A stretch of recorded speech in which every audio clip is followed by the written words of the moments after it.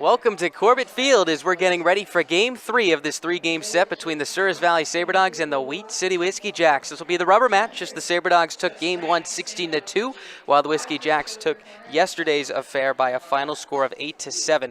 I'm Max Tanzer, joined alongside producer Ballard Ackaway. We got a fantastic ball game for you tonight, and really which we saw a great one yesterday. The Sabre Dogs led about halfway through it, leading 6-2 entering the top of the 6th inning, but after a 3-run triple from Brandon Tucker, it all of a sudden became a 1-run ball game, and the Whiskey Jacks were in business. The next inning in the top of the 7th, it was Caleb McDowell who had a 2-run shot way back over the left field wall to give them the lead, and they would not look back, as I mentioned earlier, winning 8-7. McDowell had quite an evening as well, picked up 4 hits, 3 legs of the cycle, 2 home runs, a single and a triple. The only time he was retired was via a strikeout out of the hand of Dalton LeBlanc. It was actually the last hitter he would face as he went 5 innings of 2-run ball. LeBlanc was fantastic yesterday, battled through some struggles with his command, got into a couple of jams, but was able to weave out of them and only limit this Whiskey Jacks offense to 2 runs. But then the Sabre Dogs passed it off to their bullpen, and there were some struggles for Castle, and Sinclair. But if you're the Sabre Dogs right now, you just want to regain yourself, get a win tonight, win this series, and then move on to the big rivals coming in town tomorrow, the Badlands Big Sticks, for a 2-game set. Let's talk a little bit more about that game yesterday. The Sabre Dogs had quite an offensive performance as well. When you score 7 runs, you expect to win many ball games. A big piece of that was Caden Schwabe again, who has been fantastic this season, is coming into this game hitting .556. He opened up the game with a triple down the right field line, came around to score. Also stole a base as well. He has stolen 5 bases so far now, which leads the team. Alan Greer stole a base as well. He now has 3. He picked up a hit as well. Drew Miller picked up his first couple of Sabre Dogs RBIs, a 2-run double to left center field back in the 3rd inning. That really broke it open for the Sabre Dogs. Jordan Williams continued to get on base, an infield single to short. Also had 2 walks and a hit by pitch, was caught stealing. But with that said, the Sabre Dogs looking to ride that in today. Have a couple of new starters in the lineup this evening, as again Benton Schweinfurth likely trying to get as many guys opportunities as possible here early on, just trying to see these guys play, because like these players who haven't met each other before, Schweinfurth and both Miklos as well, while they are familiar with the players on the team, haven't met them and haven't gotten to see most of them play in person either. So that'll be an interesting development as the season progresses here. Let's take a look at the starting lineups here tonight. First, starting with the visiting Whiskey Jacks, it's going to be Ethan Stitzman to lead it off for the 2nd straight day. He's was 1 for 6 yesterday, 2 for 9 this season so far. Dean Bittner, the 3rd baseman, will hit 2nd, was 2 for 5 yesterday. Jake Jelly batting 3rd at first base. Caleb McDowell, as we said, 4 for 5 yesterday with 2 home runs and 4 RBIs, will clean up and be back behind the dish for the first time since Tuesday evening. Nolan Drill will bat 5th in left field. Rhett Stein, the designated hitter, will bat 6th. Houston Fogelstrom will man right field batting 7th. Zoe Hicks at 2nd base batting 8th, the first woman to play in the Expedition League in the history of the league. Very cool story developing on that one. And it will be Brandon Tucker rounding out the 9, who was 2 for 3 with a triple and 3 RBIs yesterday. On the bump for the Whiskey Jacks will be Blake Kaplan, and he has an interesting story. Hasn't pitched in a college game in a very long time. Since 2020 was when he was at Chicago State University. After that, transferred to Embry-Riddle, but unfortunately, Embry-Riddle did not have a season this year due to the COVID-19 pandemic. So with that, he'll get an opportunity here in the Expedition League to get back on the mound, sort of get loose again, get comfortable pitching in live games. And that's something to be followed tonight, as this will likely be one of his first actual competitive starts against live college bats in a very long time. So it'll be interesting to see how he adjusts to that here in his first start of the year. Now let's take a look at the Sabre Dogs starting lineup. We're going to toss it to the players to tell you the starting 9 for your Souris Valley Sabre Dogs here in Game 3 of this 3-game series. Leading off, the center fielder, Caden Schwabe, North Dakota State University, Thompson. This is Bo Brewer for the Souris Valley Sabre Dogs, reminding you that there is a reason why Slim Chicken hangs guitars on their walls and plays the blues. It's the same reason why they only serve you 100% all-natural chicken tenders. It's the way they like it. There's a reason why they treat you like family and serve food just like you would at home. Because you deserve it that way. And there's a reason it's made fresh when you order and served hot, because that is their promise to you. Come see us at Slim Chickens or order online at slimchickens.com.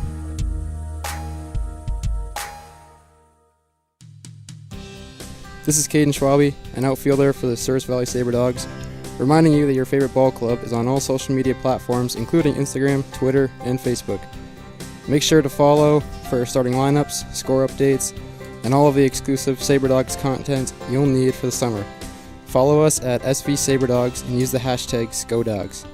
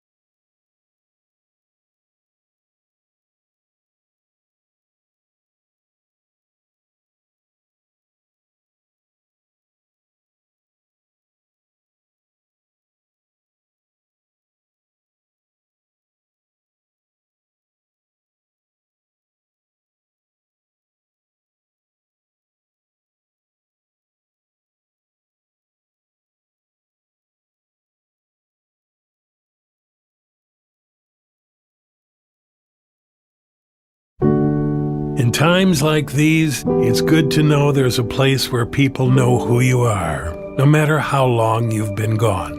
A place where the smells of home cooking are still in the air, where a simple wave warms your heart, and sharing stories with family, friends, and your community is just a way of life. Yes, in times like these, it's good to be home. Farmers Union Insurance, protecting what's important in life.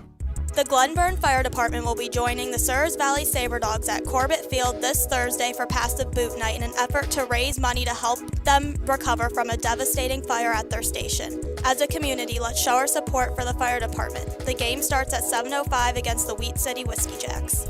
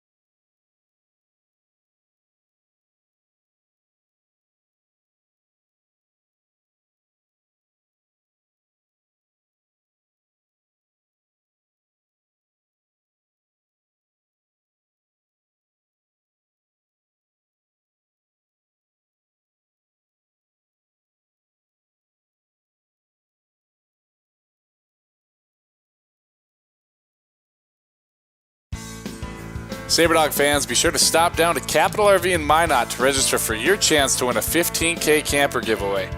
If a Sabre Dogs player hits a ball through the home run target beyond the left field fence, one lucky fan will drive home with a brand new camper courtesy of Capital RV. Register in store today. The Sabre Dogs have teamed up with Don Bissett Motors to bring you Guns N' Hoses Specialty Jersey Night. The players will play in these exclusive jerseys while a silent auction will be held throughout the game. There will also be a pregame softball scrimmage between the Minot Fire Department and the Souris Valley Fraternal Order of Police. Game time for the scrimmage is at 5:15. The team will also be hosting Superstars for some family fun entertainment. Come on out to the field to be part of the fun and watch the Sabre Dogs take on the Spearfish Sasquatch at 7:05.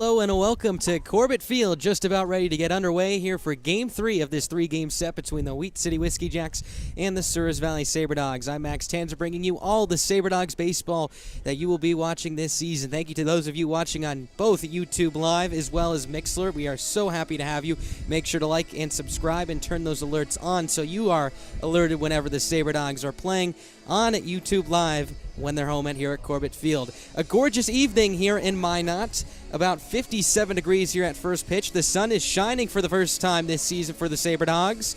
Out from right center field, shadows creeping over the straightaway center field wall. Let's take a look at the starting lineup for the Wheat City Whiskey Jacks here tonight. Leading off at shortstop will be Ethan Stitzman. Dean Bittner to follow at third base. Jake Jelly, the first baseman, will hit third. Caleb McDowell, the catcher, who was 4 for 5 last night with a couple of home runs, will hit cleanup. Nolan Drill, the left fielder, will bat fifth. Rhett Stein, DHing tonight, will bat sixth, and Houston Fogelstrom will man right field, batting seventh. Zoe Hicks, the first woman in Expedition League history, will be making her first start of the year at second base, and Brandon Tucker had the big triple, 3-run triple last night, will round out the 9. Now, let's take a look at tonight's starting pitcher here for the Sabre Dogs this evening. It's going to be the right-hander, Kanan Moreau, who is a product of Paris Junior College, one of a few Paris Junior College athletes here on this Sabre Dogs roster. This will be his first start of the year. At Paris Junior, he appeared in 6 games, no starts, had a 3-3 record, put up a 3.78 ERA. Picked up 4 saves as well, struck out 24 batters in 16 2/3 of innings pitched.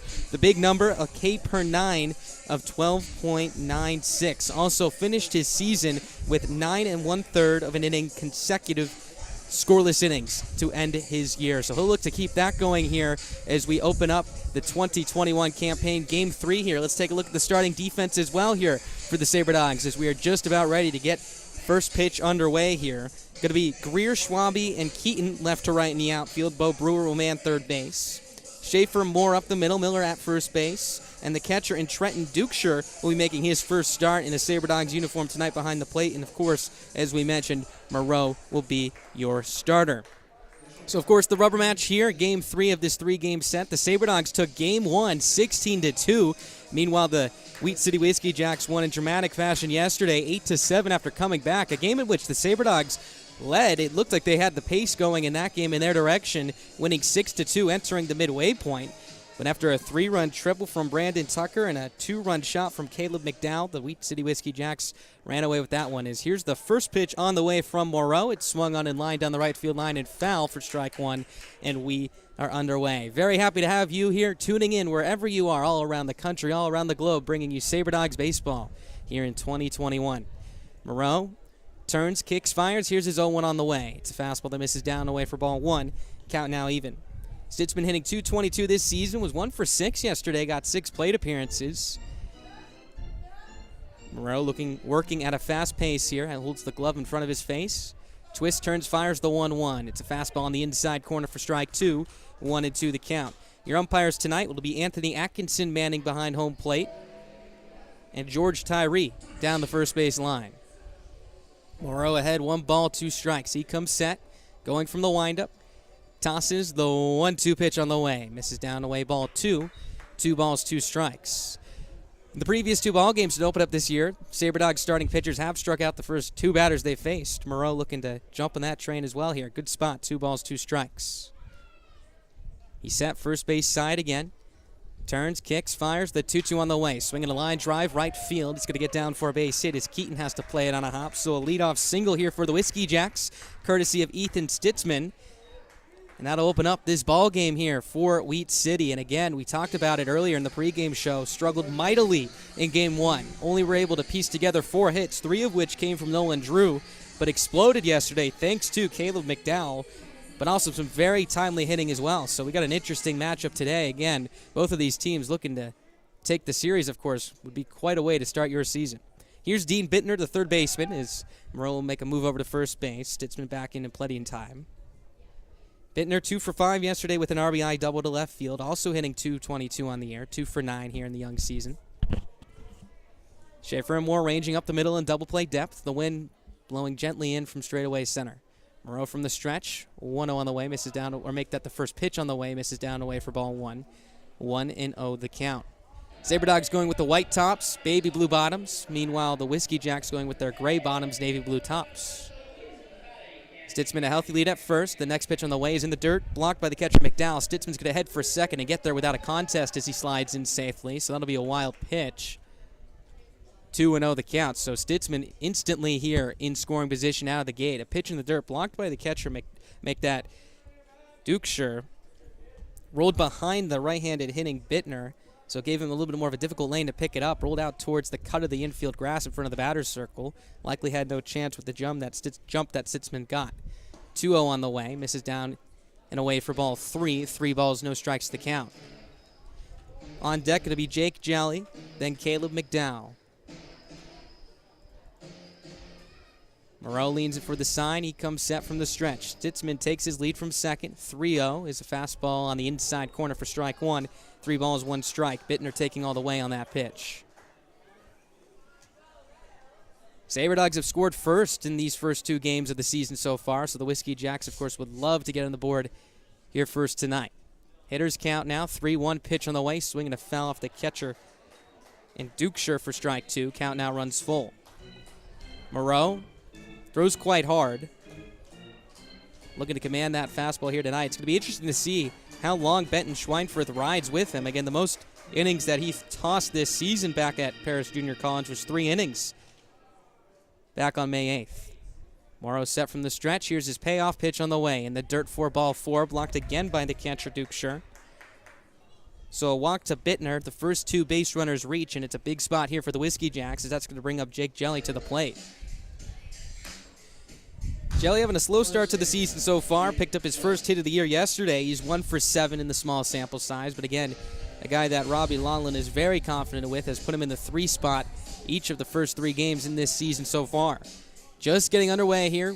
Beautiful night at Corbett Field. A little bit brisk, but the sun is out for the first time this season. Here's Moreau's first pitch on the way. It's a fastball that misses down and away for ball 1. 1 ball, no strikes.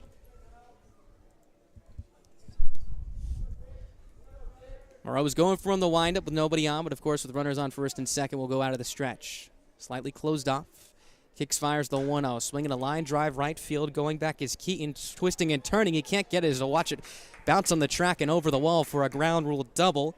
That'll score Stitzman from second base. And just like that, the Whiskey Jacks take a 1-0 lead here in the top of the first inning. Looked like a tough play for Keaton, who initially took a step back towards right center, then had to turn towards the right field foul pole as it started to slice away from him. Looks like he didn't get a good read on it as it got down, hit the track, and bounced over the wall. So credit Jelly with a double, his first extra base hit and RBI of the year. The Whiskey Jacks still in a tremendous situation here. Second and third, still nobody out, as here comes the hot hitting Caleb McDowell. Moreau from the first base side of the rubber, going from the windup now. His first pitch is a breaking ball that misses up and in for ball 1. 1 ball, no strikes. Now Bittner at third, Jelly at second base. McDowell going with no batting gloves once again today. Here's the 1-0. Bites the outside corner. Looked like a breaking ball right there for strike 1. Count even out 1 ball and 1 strike. Left fielder Greer looks like he's playing McDowell a couple steps back. The center fielder Schwabe shading a bit towards right center. Here's the 1-1 pitch on the way, swinging a ground ball through the 5-hole. That's going to get into left field for a base hit. Here comes Bittner to score. Right behind him is Jelly. The throw of the plate's going to be up the third base line. So it'll be a 2-run single for Caleb McDowell. He continues to punish the Sabre Dogs in this series. And the Whiskey Jacks jump on the board here convincingly in this top of the first inning. Third run and counting. They lead it by that much, 3-0. So McDowell now has 6 RBIs in the last 2 games, 6 RBIs in his last 6 plate appearances. In that span, also 5 for 6. The only time he was retired was when Dalton LeBlanc struck him out to end the 5th inning yesterday. So he'll take his lead from first base. 3-0 Whiskey Jacks. Here's Nolan Drill. Right-handed hitter. First pitch on the way. Misses down away for ball 1. 1 ball, no strikes. Drill was 1 for 4 yesterday after going 3 for 4 in the opener. Hitting .500 thus far. Morrow set from the stretch. Lifts and fires the next pitch. Down away ball 2. 2 balls, no strikes. So again, just looking for an out here. Trying to settle into this ball game. Long look in to his catcher and Dukeshire. He now comes set. Fires the next pitch on the way. There's a strike at the knees. 2-1 the count. Morrow leans in, comes set. Here's the 2-1 in the dirt. Good pick by the catcher Dukeshire to keep that in front of him for ball 3. 3-1. So it was a single from Stitzman to open up the frame, then a walk to Bittner, a double from Jelly that scored Stitzman from first base. It was a ground rule double, and then a 2-run single from Caleb McDowell. Here's the next pitch on the way. It's a fastball on the inside corner, about chest high for strike 2. Count now even at 2 balls and 2 strikes here. Let's make that 3 balls and 2 strikes. Infield and double play depth, the second baseman and Moore ranging up the middle. Here's the payoff pitch on the way. Swinging a ground ball to the shortstop side. Schaefer picks it up, flips it to Moore at second for 1. The relay to first is in time for a quick twin killer. 2 away. Just what the doctor ordered, a ground ball right at the shortstop. Schaefer took him a couple steps towards the second base bag. Fielded cleanly, flipped to his buddy Moore at second base, who made the quick relay to first to retire Drill by a few steps. So hopefully that will help Moreau settle in, mark it 6-4-3. And that'll bring up Rhett Stein, the designated hitter here, with 2 away. He was 1 for 4 yesterday with a strikeout. Moreau going from the windup now. Here's his first pitch on the way. It's a breaking ball that misses upstairs for ball 1. 1-0. So it looks like he struggled to command his breaking ball here out of the gate. Shakes off Dukeshire once, now nods his head. Here's his 1-0. Breaking ball, there's a good spot on the inside corner for strike 1. Front door pitch, count even at 1-1. Working out a little bit more of a quicker pace now as he comes set from the first base side. Turns, kicks, fires. Here's his 1-1 pitch on the way. Fastball misses up and in for ball 2. 2-1. So Wheat City, after scoring 2 runs in the opener, scored 8 yesterday, 3 here in the top of the first already. Good sign for Lawlin and his ball club as the next pitch is taken well outside with a fastball for ball 3. 3-1. Meanwhile, for the Sabre Dogs, their offense has continued to pace this team so far. Again, 7 runs still yesterday, 23 in total here in the first 2 games. As the next pitch on the way is swung on and flied into the gap in right center field. Schwabe on his horse, so is Keaton. He's looking up. He's going to have to play it off the base of the wall. Stein will range in a second. He'll get there standing up as the throw comes back into the shortstop Schaefer. And that'll be a double for Rhett Stein, the second extra base hit of the inning. And now he's in scoring position here with 2 away in the top of the first inning. And again, a nice piece of hitting from Stein. A hard line drive into the gap in right center field. Keaton gave it his best effort, but it flew over his head and short hopped off the wall. It's now a base hit, likely scores Stein here as he's going on contact with 2 away. That's going to bring up Houston Fogelstrom to the plate now, the right fielder. Moved down a spot in the lineup, 1 for 11 thus far. Make that 1 for 9 thus far this season. Here's the first pitch on the way. It's a breaking ball on the outside corner for strike 1. 0-1. 2 up in the bottom of the first inning for the Sabre Dogs. It'll be Caden Schwabe, Alan Greer, and Drew Miller.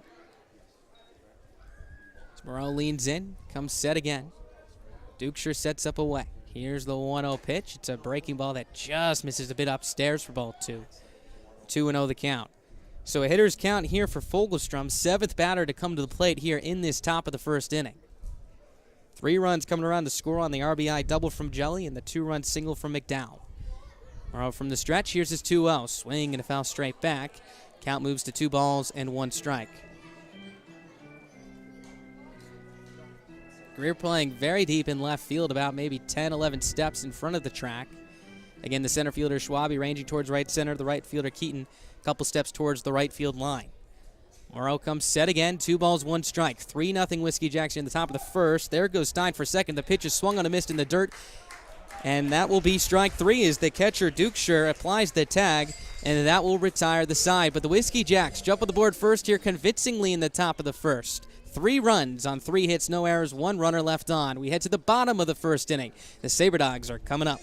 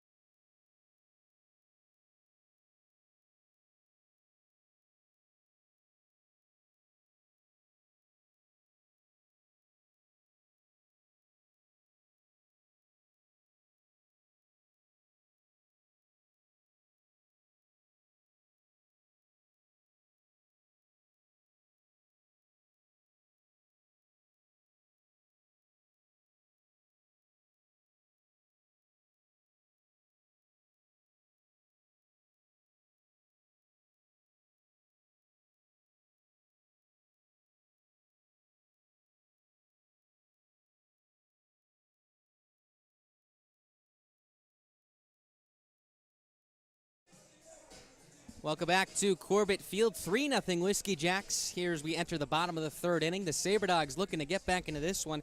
Let's take a look at the starting lineup here before Caden Schwabe digs in. Of course, as mentioned, Schwabe will lead it off, followed by Alan Greer, Drew Miller, Bo Brewer, Chase Keaton. Jordan Williams will bat 6. Ethan Moore, Trenton Dukeshire, and Jaden Schaefer will round out the bottom third of the order. On the mound for the Whiskey Jacks tonight will be right-hander Blake Kaplan, product of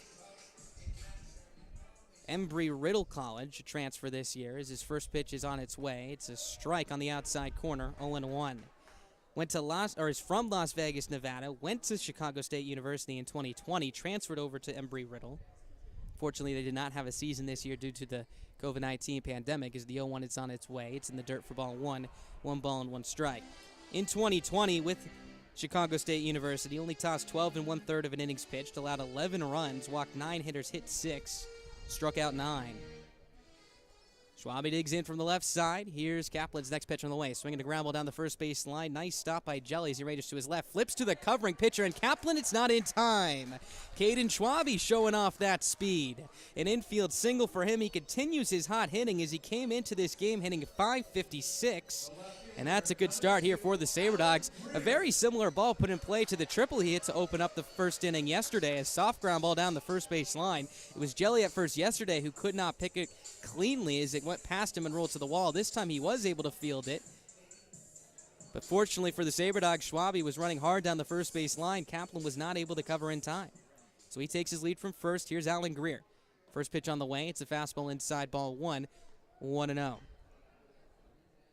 Schwabe, 5 stolen bases thus far this season. Absolutely a threat over there at first base.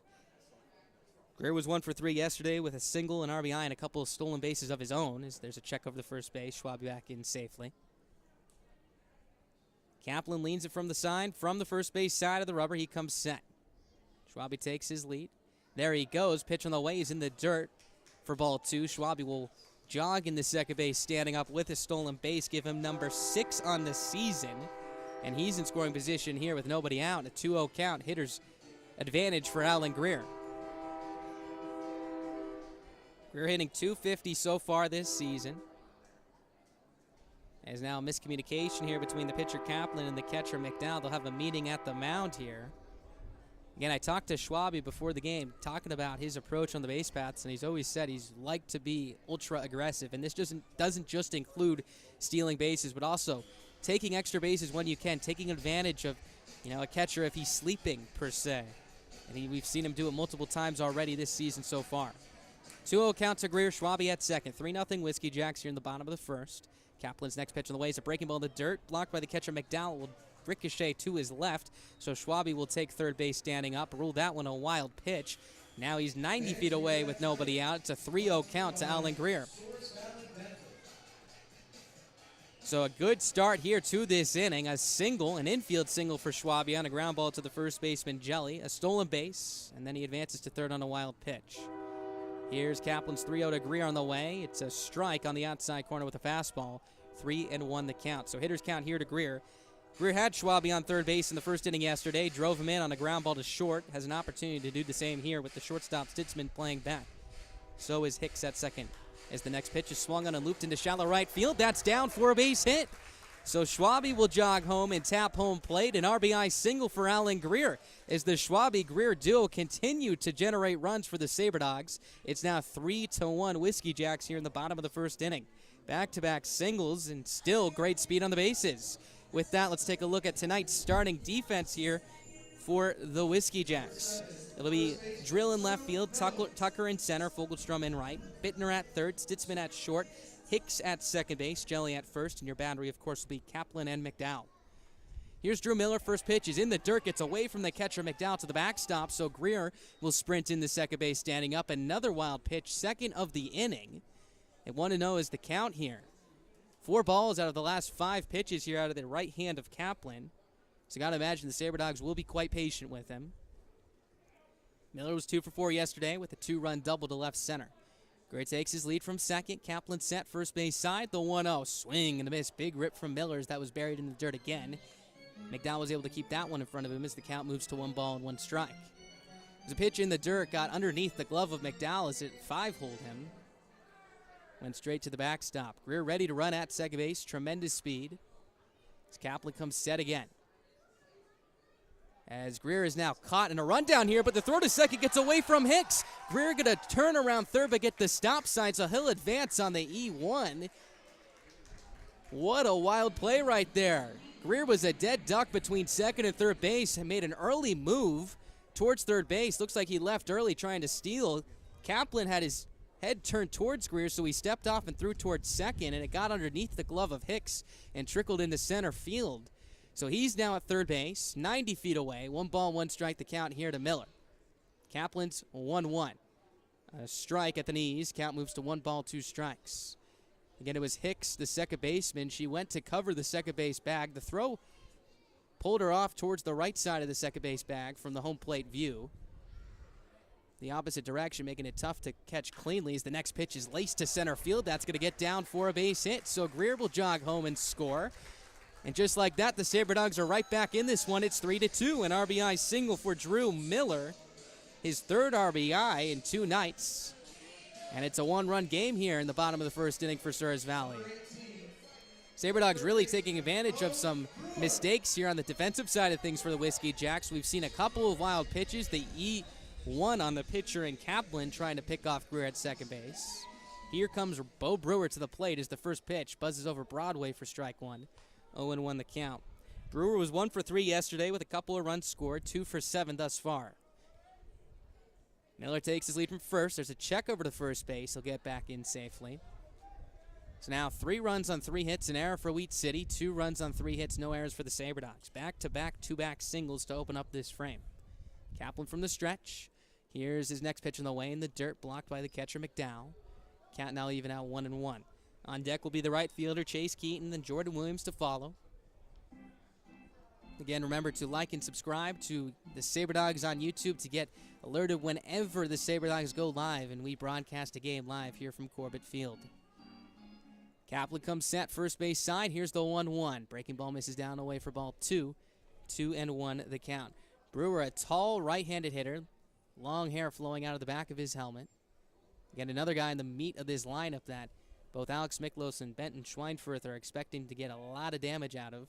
So the 2-1 is on the inside corner. Looked like maybe an off-speed pitch for strike 2. Count now even at 2 balls and 2 strikes. Shadows trickling out from right center field, from the trees behind the center field wall and right field wall. Scoreboard as well. Shadows may play a role as we get deeper into this ball game right here. Kaplan comes set. 2 balls, 2 strikes, nobody out, 3-2 Whiskey Jacks. Here's his pitch on the way in the dirt. Good block by the catcher, McDowell, who slid to his right to keep that one in front of him. Count now runs full at 3-2. McDowell was very busy on opening night back on Tuesday.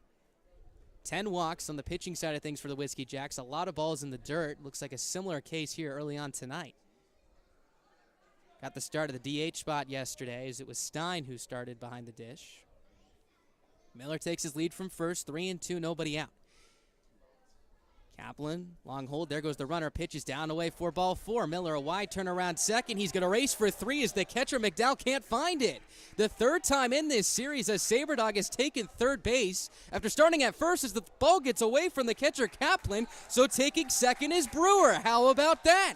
Second and third, nobody out here in the bottom of the 1st inning. A tough mental mistake from both McDowell and the pitcher Kaplan. Again, it got away from McDowell for ball 4.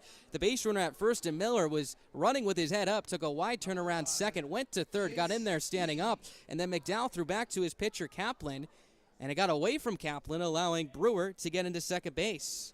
So another error on that play. Here's the first pitch on the way to Chase Keaton as he swings and misses and falls to one knee for strike 1. 0-1 the count. So the 3rd time in this series we've seen a Sabre Dogs base runner take third base after starting on first. We saw Declan Buckle do it, Caden Schwabe, and now you can add Drew Miller to that list.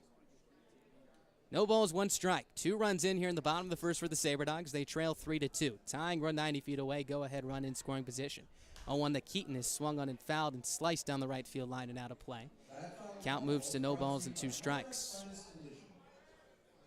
On deck going to be the designated hitter and Jordan Williams, then Ethan Moore to follow. Whiskey Jacks got off to a quick start in that top of the 1st inning. Had an RBI double from Jake Jelly and a 2-run single from Caleb McDowell. Sabre Dogs scoring their runs on the single from Alan Greer, the single from Miller. As the next pitch on the way is swung on and popped up in the shallow right field, straightaway right field. As Fogelstrom will camp underneath it to make the catch. Tagging from third is Miller. Here's the throw of the plate. It will go into third, in fact. So Miller will score standing up, and we have a tie ball game, folks. 3-3. A sacrifice fly for Chase Keaton.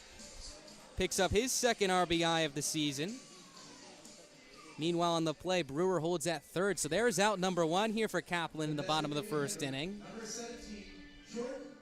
But the Sabre Dogs looking to add on here and pick up another run and take the lead here for the first time tonight. Williams started in center field yesterday, was 1 for 1, a couple of walks, an infield single to short, and also drove in a run. Hitting .500 thus far with a home run as well. Kaplan set first base side. His pitch on the way, misses inside for ball 1. 1 ball, no strikes. Williams, a big right-handed hitter, Minot State product. Wide stance from the right side. Brewer takes his lead from second as there's a move over to first base. Kaplan will not make a throw, so Brewer will walk back in standing up. Beautiful night at the ballpark as the next pitch is swung on in line to straightaway center. Tucker has it played perfectly as he'll make the catch. Brewer will fake the tag towards third as the throw is cut off by the shortstop Stitzman, who had to lay out fully as the throw was a little bit offline up the third base line if it were to get past him. So allowed out number 2. Good piece from Williams right there. And that'll bring up Ethan Moore to the dish here with 2 away. So we're tied at 3 here in the bottom of the 1st inning. 3 runs on 3 hits for both ends. Sabre Dogs looking for another base hit and potentially another run here to take the lead. Ethan Moore, the right-handed third baseman, make that second baseman tonight coming to the plate. He's 0 for 4. Or was 0 for 4 yesterday as the first pitch is on its way. It's a breaking ball down and away for ball 1. 1 ball, no strikes. On deck going to be the catcher, Trenton Dukeshire. Kaplan, long look into his catcher, McDowell, for the sign. Now he comes set. 1-0 the count, 2 away. Pitch on the way. Swinging a high fly ball, belted out to deep left field. Drill towards the track. He's going to make the catch in fair territory, and that will retire the side. But the Sabre Dogs able to tie this game up after picking up 3 runs on 3 hits. 2 errors, no runners left on. We head to the top of the 2nd inning, tied at 3 here at Corbett Field. We'll be right back as you're listening to Sabre Dogs Baseball live on the Sabre Dogs Radio Network.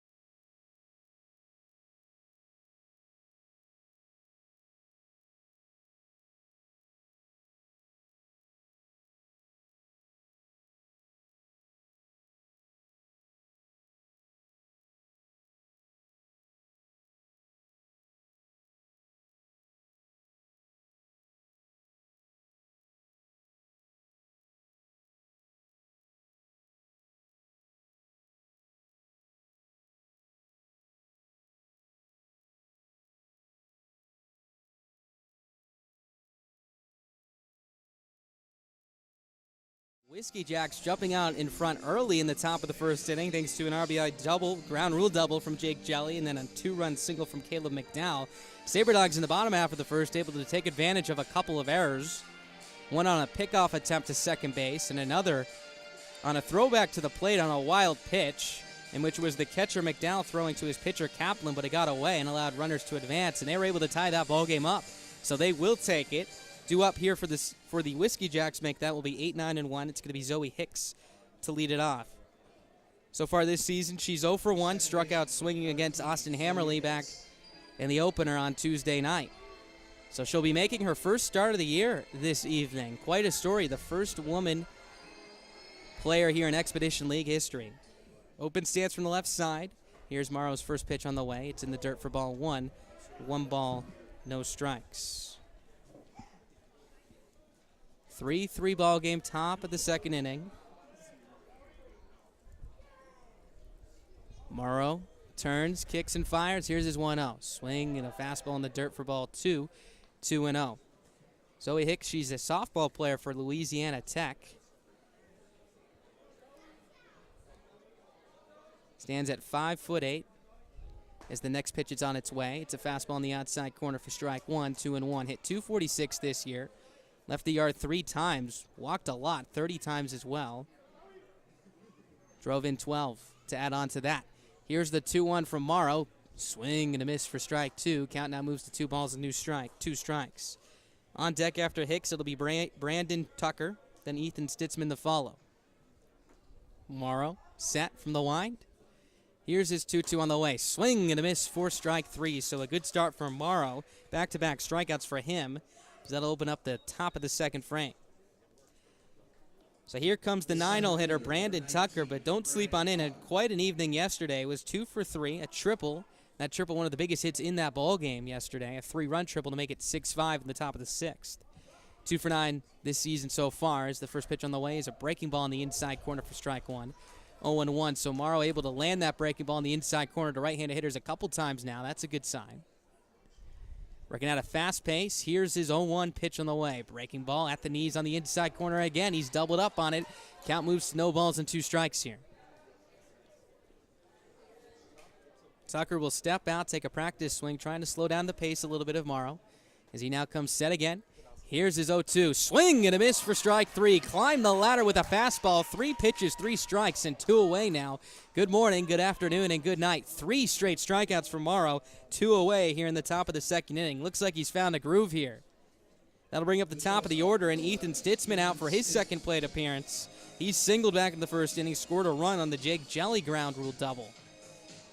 Good sequencing right there from Tucker. Make that Morrow to Tucker. A couple of breaking balls, then speeds him up with a fastball as the first pitch on the way to Stitzman is a ball, but a check over to first base. First base umpire and George Tyree does say that Stitzman went around, so that'll be strike 1.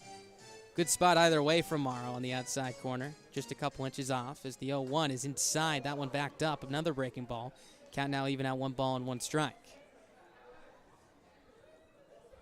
Stitzman now 3 for 10 on the year, hitting an even 300. The count's even at 1. Waving that bat back and forth, now lifts it above his right shoulder. Here's Morrow's next pitch. It's a breaking ball down and away for ball 2. 2-1 the count. 3-3 ball game, top of the second inning. Very eventful so far here at Corbett Field. Gorgeous, gorgeous evening as the sun continues to shine down here on the turf. Here's his 2-1. Fastball misses well outside for ball 3. 3 balls, 1 strike the count. It was quite chilly the previous 2 nights. Wind was very gusty as well, especially on opening night. The flag in straightaway center was completely flat, it looked like, as the 3-1 is swung on and popped foul on the right field line for strike 2. 3-2. Now a much more calm night. It's just hanging down. A little bit of a breeze as it wrinkles out in straightaway center field in the direction out towards right center. Morrow looking to strike out the side. 3 balls, 2 strikes, 2 away. Long hold as he holds the glove in front of his face. Now in agreement with his catcher, Dutcher. He'll now step off, as it looks like Stitzman had called time. Infield straight up, outfield as well. 3 balls, 2 strikes, 2 away. Morrow from the wind. Here's his payoff pitch on the way. Well upstairs with a fastball, 4 ball 4, so Stitzman will take the walk. The second walk surrendered by Morrow this evening. And that'll be a 2-out base runner here in the top of the second inning, as that'll bring up Dean Bittner to the plate. Bittner walked as well back in the first inning, would come around to score on the 2-run single from Caleb McDowell. Due up for Souris Valley in the bottom half of the second inning will be 8, 9, and 1. Dukeshire, Schaefer, and Schwabe. Same spot where the Wheat City Whiskey Jacks started this inning off. Here's the first pitch from Morrow on the way. It's a breaking ball that floats over the middle third of the plate for strike one. 0-1. So in this second inning here, Morrow really going to that breaking ball. Looks like he's found the command of it. It's looked like a good pitch so far. Again, his fastball is quite overpowering.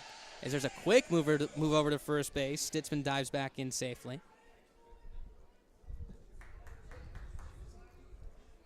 Morrow climbs back up the hill, steps on the rubber, leans it for the sign as he comes set. Big lead at first for Stitzman. Here's the 0-1. Swing and a miss, as that was a breaking ball buried in the dirt for strike two. And now he's quickly ahead at no balls and 2 strikes.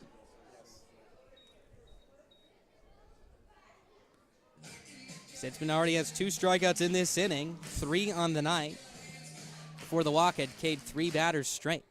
He's set first base side. 0-2, swing and a miss for strike 3. A breaking ball up and out of the strike zone, and that will retire the side. 4th strikeout of the night from Morrow as he gets through a scoreless top half of the second inning. Ready to the bottom of the second inning, tied at 3 apiece here in Game 3 of this 3-game set between the Sabre Dogs and the Whiskey Jacks. 8, 9, and 1 due up for Souris Valley when we come back.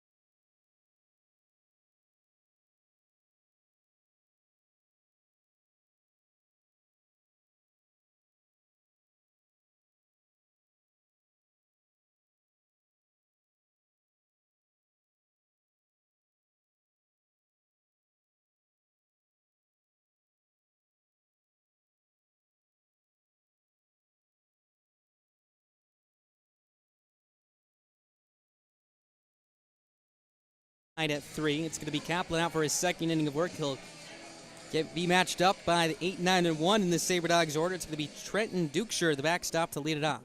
Here's the first pitch on the way, swing and a line drive into straightaway center field. Tucker ranging into the gap in right center. He'll make the catch for out number 1. So Dukeshire swings at the first pitch and flies to center for out number 1. About a 3/4 hack right there. So 1 pitch, 1 out. Good start here for the Whiskey Jacks. That's going to bring up Jaden Schaefer to the dish now. He's 0 for 1. Also walked back a couple nights ago. Tall left-handed hitter, open stance. Here's the first pitch from Kaplan on the way, swinging a ground ball up the middle. The second baseman Hicks slides to her right, gets to her feet, throws to first. It gets away from the first baseman Jelly and rolls all the way to the backstop towards the dugout. Into second goes Schaefer. What a play by the catcher McDowell as he fully laid out to stop that ball right before it trickled into the dugout. And that will hold the runner on second base in Schaefer to just second instead of third. Again, if that ball rolled in, it would have put Schaefer at third base. He was backing up the throw at first base. It hit off the back wall behind the first base bag, started rolling towards the first base dugout, and there's an opening right before that. And right before it rolled in, he laid out to keep it in front of him, so that will keep Schaefer at second base. You now rule that an infield single for Schaefer and an E4 on Hicks on the throw that allowed him to advance to second base. So here comes Caden Schwabe. First pitch on the way is well outside for ball 1 as the catcher McDowell has to lean all the way to his left. 1-0 the count is they're going to call a balk on that play, I believe, is Schwabe will head over to third base here. Again, the pitch was well outside and away. The home plate umpire, Anthony Atkinson, instantly pointed towards Schwabe at second base, directing him towards third. So now he's 90 feet away. Again, another tough break for the Whiskey Jacks. Here's the pitch on the way, swinging a ground ball down the right field line. 0-1 the count is that pitch should not count if it was a balk. So the count should be 0-1 if I'm correct here. So it is 0-1 the count as Anthony Atkinson does put up a 0 with his left fist and a 1 with his right fist or right hand. Here's the 0-1 in the dirt. Nice block by the catcher McDowell. Quite an impressive inning from him so far here defensively. As the count now moves to 1 ball and 1 strike. Schaefer the go-ahead run here at third base. Infield, middle infielders, I should say, playing back. First baseman Jelly as well will exchange the ground ball for a run here. Here's the 1-1 to Schaefer. Breaking ball misses outside and low for ball 2. 2-1 the count.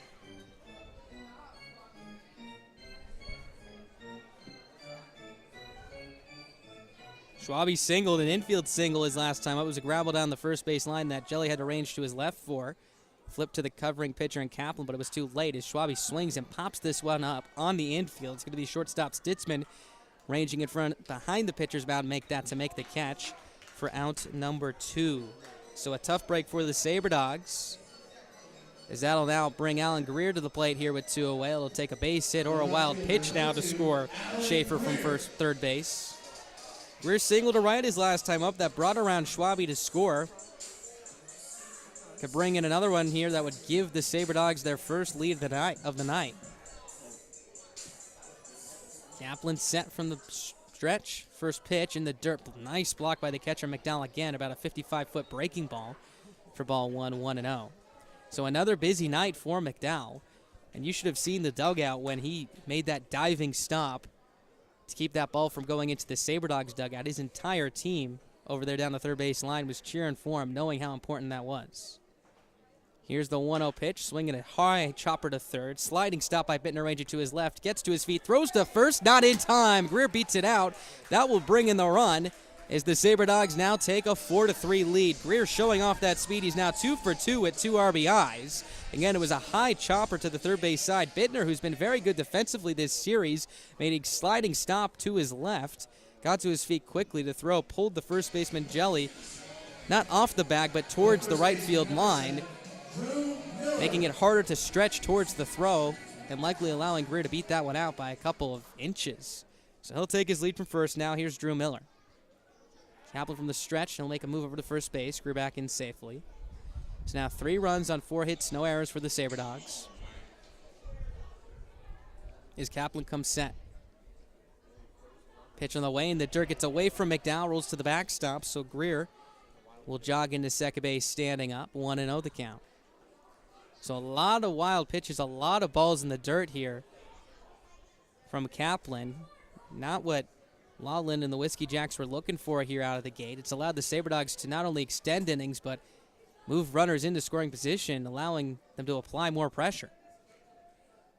Kaplan from the stretch is 1-0 on the way. Swing and a high pop-up in the shallow right field. Second baseman Hicks ranging out. It's going to be a shortstop Stitzman ranging to the second base side to make the two-handed catch, and that will retire the side. But the Sabre Dogs pick up one more on the RBI infield hustle single from Alan Greer. They lead at 4-3, and for the first time tonight, we get to the top of the third. You're listening to Sabre Dogs Baseball live on YouTube Live, as well as Mixler TV. We'll be right back.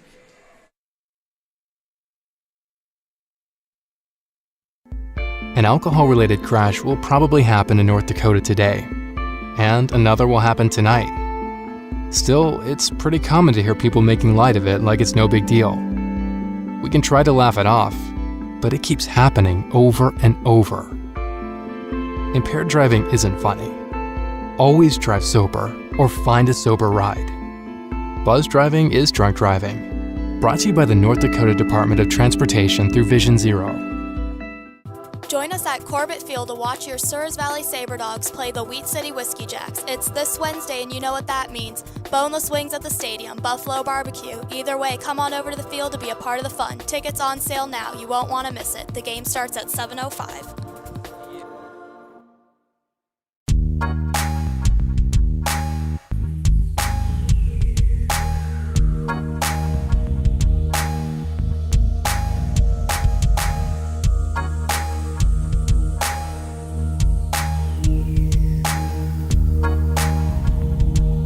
Welcome back to Corbett Field, top of the third inning, 4-3 Souris Valley here. One more run in the bottom of the second frame for the Sabre Dogs after the RBI infield single off the bat of Alan Greer. So now he has 2 RBIs and his many plate appearances in as many innings Quite a good start to the season for both him and Caden Schwabe. We talked about it a little bit yesterday, but both of them have been incredibly impactful at the top of the lineup for the Sabre Dogs thus far. So here's Morrow out for inning number 3. He's going to get the middle of the order here for the Whiskey Jacks. It's going to be Jake Jelly to lead it off. Jelly drove in a run his last time up. An RBI ground rule double to right field. Morrow going from the windup. Turns, twists, and tosses. The first pitch on the way misses down and away for ball 1. 1 ball, no strikes. After Jelly, it'll be McDowell and Drill. Again, Jelly likely could have brought in another run if it weren't for that ball bouncing over the wall. So 1-0 is a weak swing and a miss on a breaking ball sliding away for strike 1. Count at 1-1. So Morrow really finding the control on that breaking ball, and it's been quite a pitch. Has struck out 4 batters, including 4 of the last 5 hitters he's faced. He turns, kicks, fires his 1-1. Swing and a miss again. Out in front is Jelly on the breaking ball. Count now moves to 1-2 here. Dominic Parker set the tone in the strikeout department on opening night with 11. LeBlanc struck out 7 in 5 innings yesterday. Here's the 1-2 on the way. Breaking ball misses inside ball 2. 2 balls, 2 strikes. And as we mentioned, for Morrow, it currently has 4. Looking for number 5 right here with a 2-2 count on Jelly. Jelly came into this game hitting just 143. Average up to 286 on that double. Here's the 2-2 delivery on the way. Swing and a miss for strike 3. Blocked by the catcher, Dukeshire. He'll gather his feet, pick it up, find a lane, and toss the first in time for out number 1. That is now 4 strikeouts. Make that 5 strikeouts in the last 6 hitters he has faced. Talking about Morrow. So quite a bounce back here after a tough first inning in which he gave up a couple extra base hits and 3 runs. So here comes Caleb McDowell, a guy he'll have to be quite careful with. McDowell, 5 for his last 6, has driven in 6 runs as well in that span. Left the yard twice to add on to that as the first pitch on the way is swung on the line to straightaway center. Schwabe, a couple steps to his right, takes a couple steps back as well to make the catch for out number 2. So a loud out as McDowell hit that on the screws right there, but the Sabre Dogs will take it. And again, tough luck. A hard line drive. Schwabe did a good job of rating that one. They always say the hardest ones are the ones right at you. Took a couple steps to his right, sharply towards his right, then had to readjust and backpedal a couple of steps to make that catch head high. So 2 up, 2 down here for Morrow. Going to help out the pitch count here and looking to complete this inning without any blemishes here. It's going to be Nolan Drill to stand in his way for the Whiskey Jacks. First pitch on the way is a fastball that just misses a bit low and away for ball 1. 1 ball, no strikes.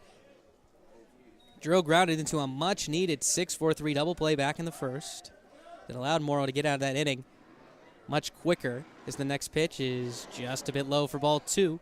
2-0 the count. Shadows continuing to creep in here from straightaway center and right center as well. Just about to cross the Corbett Field emblem in shallow center as the next pitch is a breaking ball. Big swing and a miss as Drill turns towards his third base dugout after that swing. He was out in front of it. Count now moves to 2 balls and 1 strike. That breaking ball has been tremendous so far here for Morrow in the last 6-7 batters he has faced. He's set going from the wide from the first base side. Shakes off his catcher Dukeshire a couple of times. Now they're in agreement. Turns, kicks, tosses. Here's his 2-1. Fastball misses down and away, ball 3. 3 balls, 1 strike here. Decent crowd on hand tonight. Again, a Wednesday night school locally here in Minot, just getting out recently. So you got to imagine, hopefully this weekend, some big crowds here. Summer baseball just upon us as the next pitch is another breaking ball. A weak swing and a miss for strike 2 from Drill. Count now runs full. Let's make some noise. 5 strikeouts for Morrow and counting. Looking for number 6 right here as Drill steps in with a 3-2 count. Here's the payoff pitch on the way, and it's going to hit the knob of the bat of Drill. No, that's going to hit him in the front shoulder, so he'll take first base. So a hit by pitch. Again, that was close right there. The pitcher on Morrow looks a bit frustrated, talking with Anthony Atkinson, the home plate umpire, a little bit. Again, the right-hand hitting Drill did not really react to this pitch right here. Maybe Morrow is also arguing maybe that Drill leaned into it a little bit, as it looks like it either hit the knob or maybe the front elbow. Again, there was not necessarily an attempt to back away, but at the same time, it didn't look like he leaned in at all as well, as both Atkinson and Tyree are going to have a meeting here, and they'll quickly retreat to their position, so it looks like it still will be a hit by pitch here at 2 away. So a tough break from Morrow, who had 2 strikes on Drill. It's like a breaking ball that just slipped out a little bit, backed up on him. Number 22, Rhett Stein. So that'll bring up Rhett Stein to the plate here. Stein doubled his last time up. A hard line drive into the gap in right center, was stranded at second base after the Fogelstrom strikeout. Here's Morrow's first pitch in the dirt. Good block by the catcher, Dukeshire. 1 ball, no strikes. 4-3 Sabre Dogs, top of the third inning. Souris Valley able to take the lead after the RBI infield single from Alan Greer in the bottom of the second frame. Morrow leans in for the sign, comes set. Drill takes his lead from first, though 1-0 is a breaking ball on the outside corner for strike one. 1 ball, 1 strike the count. 2 up for the Sabre Dogs. In the bottom of the third inning will be 4, 5, and 6, Brewer, Keaton, and Williams, as they will look to add on. Morrow set. Here's his 1-0 on the way. Breaking ball backs up a bit again as it misses inside. 2-1. So similar break on that one to the pitch he hit Drill with after having such sharp command of it earlier on in this inning. Kicks, fires, 2-1. Swinging a ground ball right back up the box. Off the second base bag. It'll trickle into center field for a base hit. Trill hesitated around second. Now he's committing to third. The throw is cut off by the shortstop, Schaefer, as there was a wide turnaround first from Stein, but Schaefer was not ready to back pick him over there, so it'll be first and third now here with 2 away. What a strange play. A hard ground ball that either way was ticketed for center field. Hit off the right side of the second base bag. Hopped right back towards the second baseman Moore, who was already ranging up the middle, who tried to make an attempt at it, but it looked like he put his glove up too late. Obviously wasn't expecting it to hit the bag. Then the runner at first base and Drill was rounding second, hesitated, slowed down a little bit, but then fully committed. The throw came in from the center fielder Schwabe.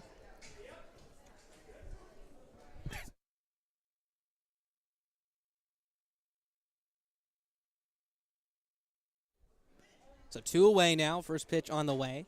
On the outside corner for strike one, 0-1. So first and third here with 2 away. Stein at first base. Drill at third. Here's Fogelstrom, who struck out his last time up. Morrow comes set from the stretch. Here's his 0-1 delivery. It's a breaking ball that misses inside for ball 1. 1 ball, 1 strike. The catcher and Dukeshire wants to take a check over to the second base. The second base umpire and Tyree says he does not go. So the count will remain 1-1. The tying run now at third base in Drill after the single to center off the bat of Stein. He's now 2 for 2 tonight. Morrow comes set. Here's his 1-1 pitch on the way. Swing and a foul straight back off the fists of Fogelstrom for strike 2. 1-2 the count. Morrow started the inning with the strikeout to Jelly, then a line out to center, a hard line out off the bat of McDowell. Hit Drill on a 3-2 breaking ball, and then of course gave up that single to Stein. He leans in for his sign, shakes off his catcher Dusher once, now comes set. Here's his 1-2 on the way, and the dirt blocked by the catcher Dusher for ball 2. 2-2 the count. So Deuce is running wild here. 2 balls, 2 strikes, 2 away, 2 runners on here in the top of the third inning. 4-3 Sabre Dogs. Tying run 90 feet away. Morrow has been in a lot of tight counts today, multiple 3-2 counts, in fact, as he shakes off Dukeshire a couple of times. Now they're in agreement as he comes set. There goes the runner. The 2-2 is in the dirt for ball 3. 3 balls, 2 strikes. It'll be a stolen base for Stein, who is taking off on the pitch. So now he's in scoring position with 2 away. Will be going on contact, representing the go-ahead run. A back-and-forth affair so far here tonight at Corbett Field. Let's hear some noise. Morrow comes set, going from the windup now. First base side, shakes off once, now nods. He's ready. Turns, twists, and tosses the 3-2. Strike 3 called, he got him. Breaking ball on the inside corner, and that will retire the side. Strikeout number 6 on the night through 3 innings from Morrow is the Whiskey Jacks strand the tying run and go-ahead run at second and third base. We head to the bottom of the third inning. Sabre Dogs lead at 4-3, looking for more as they'll send up 4-5. In times like these, it's good to know there's a place where people know who you are, no matter how long you've been gone. A place where the smells of home cooking are still in the air, where a simple wave warms your heart, and sharing stories with family, friends, and your community is just a way of life. Yes, in times like these, it's good to be home. Farmers Union Insurance, protecting what's important in life. This is Declan Buckle, shortstop for the Souris Valley Sabre Dogs, with a message to you from Four Bears Casino. Four Bears is excited to welcome you aboard as they have plenty of fun events planned for the summer, including Dwight Yoakam on June 19th. They're now open 7 days a week and are giving away a brand new Ford truck and camper on July 3rd.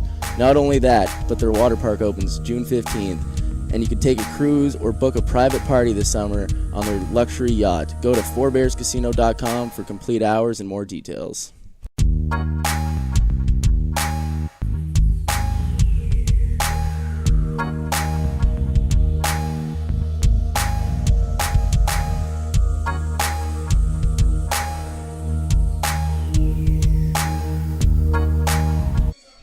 Three Sabre Dogs here as we enter the bottom half of the third inning. Going to be 4, 5, and 6 here in the order for the Sabre Dogs. Bo Brewer, the right-hander, lead it off. Caden Morrow able to weave out of a second and third two-out jam. Now has 6 strikeouts through 3 innings. Here's Kaplan's first pitch on the way. It's swung on and fouled off the foot of Brewer for strike 1. 0-1. So the strikeout is a big part of Morrow's game. We talked about it. Came into this ball game in his college season with a strikeout per 9 ratio, just a smidge below 13. Currently on pace for 18 strikeouts in this game. As the next pitch is on the way, is a breaking ball in the dirt for ball 1. 1 ball, 1 strike. And of course, 18 strikeouts, that K per 9 hard to sustain for a full game, but definitely very encouraging for Morrow here, as he's gotten through 3 innings, allowing 3 earned runs. Here's the 1-1 from Kaplan on the way, swinging a hard ground ball down the third baseline. That's a fair ball as it will roll towards the left field corner. Brewer taps first. He's heading for 2 as the left fielder Drill will dig it out from the corner and get it back in. So that'll be a leadoff double for Bo Brewer to open up this bottom half of the third inning. His first hit of the night. He's reached in both plate appearances.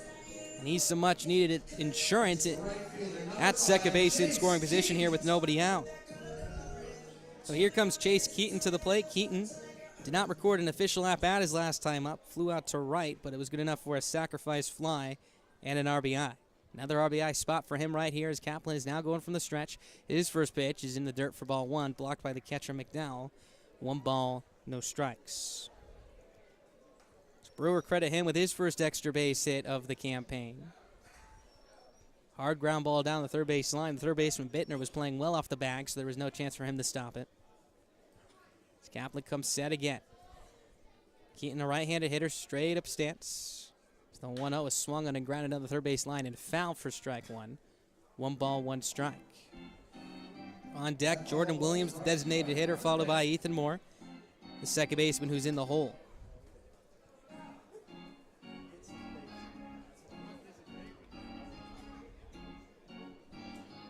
Keaton digs back in, taps the plate, waving his dark-stained bat back and forth here as he awaits the pitch. Kaplan now comes set. Brewer takes his lead, shuffling back and forth at second. Calms down a little bit as the 1-1 is in the dirt, blocked by the catcher McDowell again, who has had quite a busy night. 2-1 the count here now.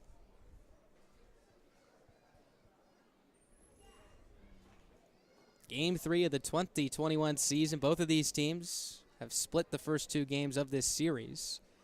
Sabre Dogs winning game 1 16-2. The Whiskey Jacks winning yesterday 8-7.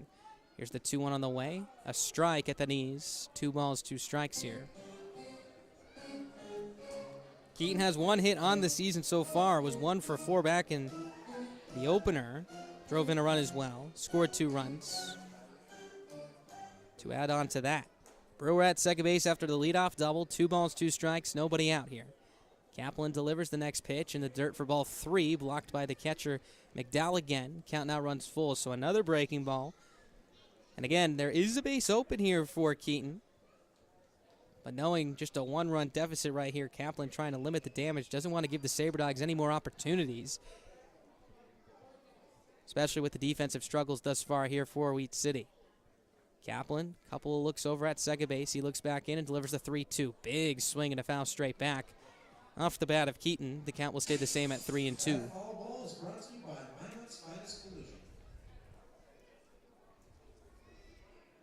So the Sabre Dogs, looking for more, came into this ballgame with 23 runs scored through their first 2 games. And again, the offensive explosiveness seems to continue here. 4 runs through 2 innings so far. We're in the bottom of the third here with nobody out.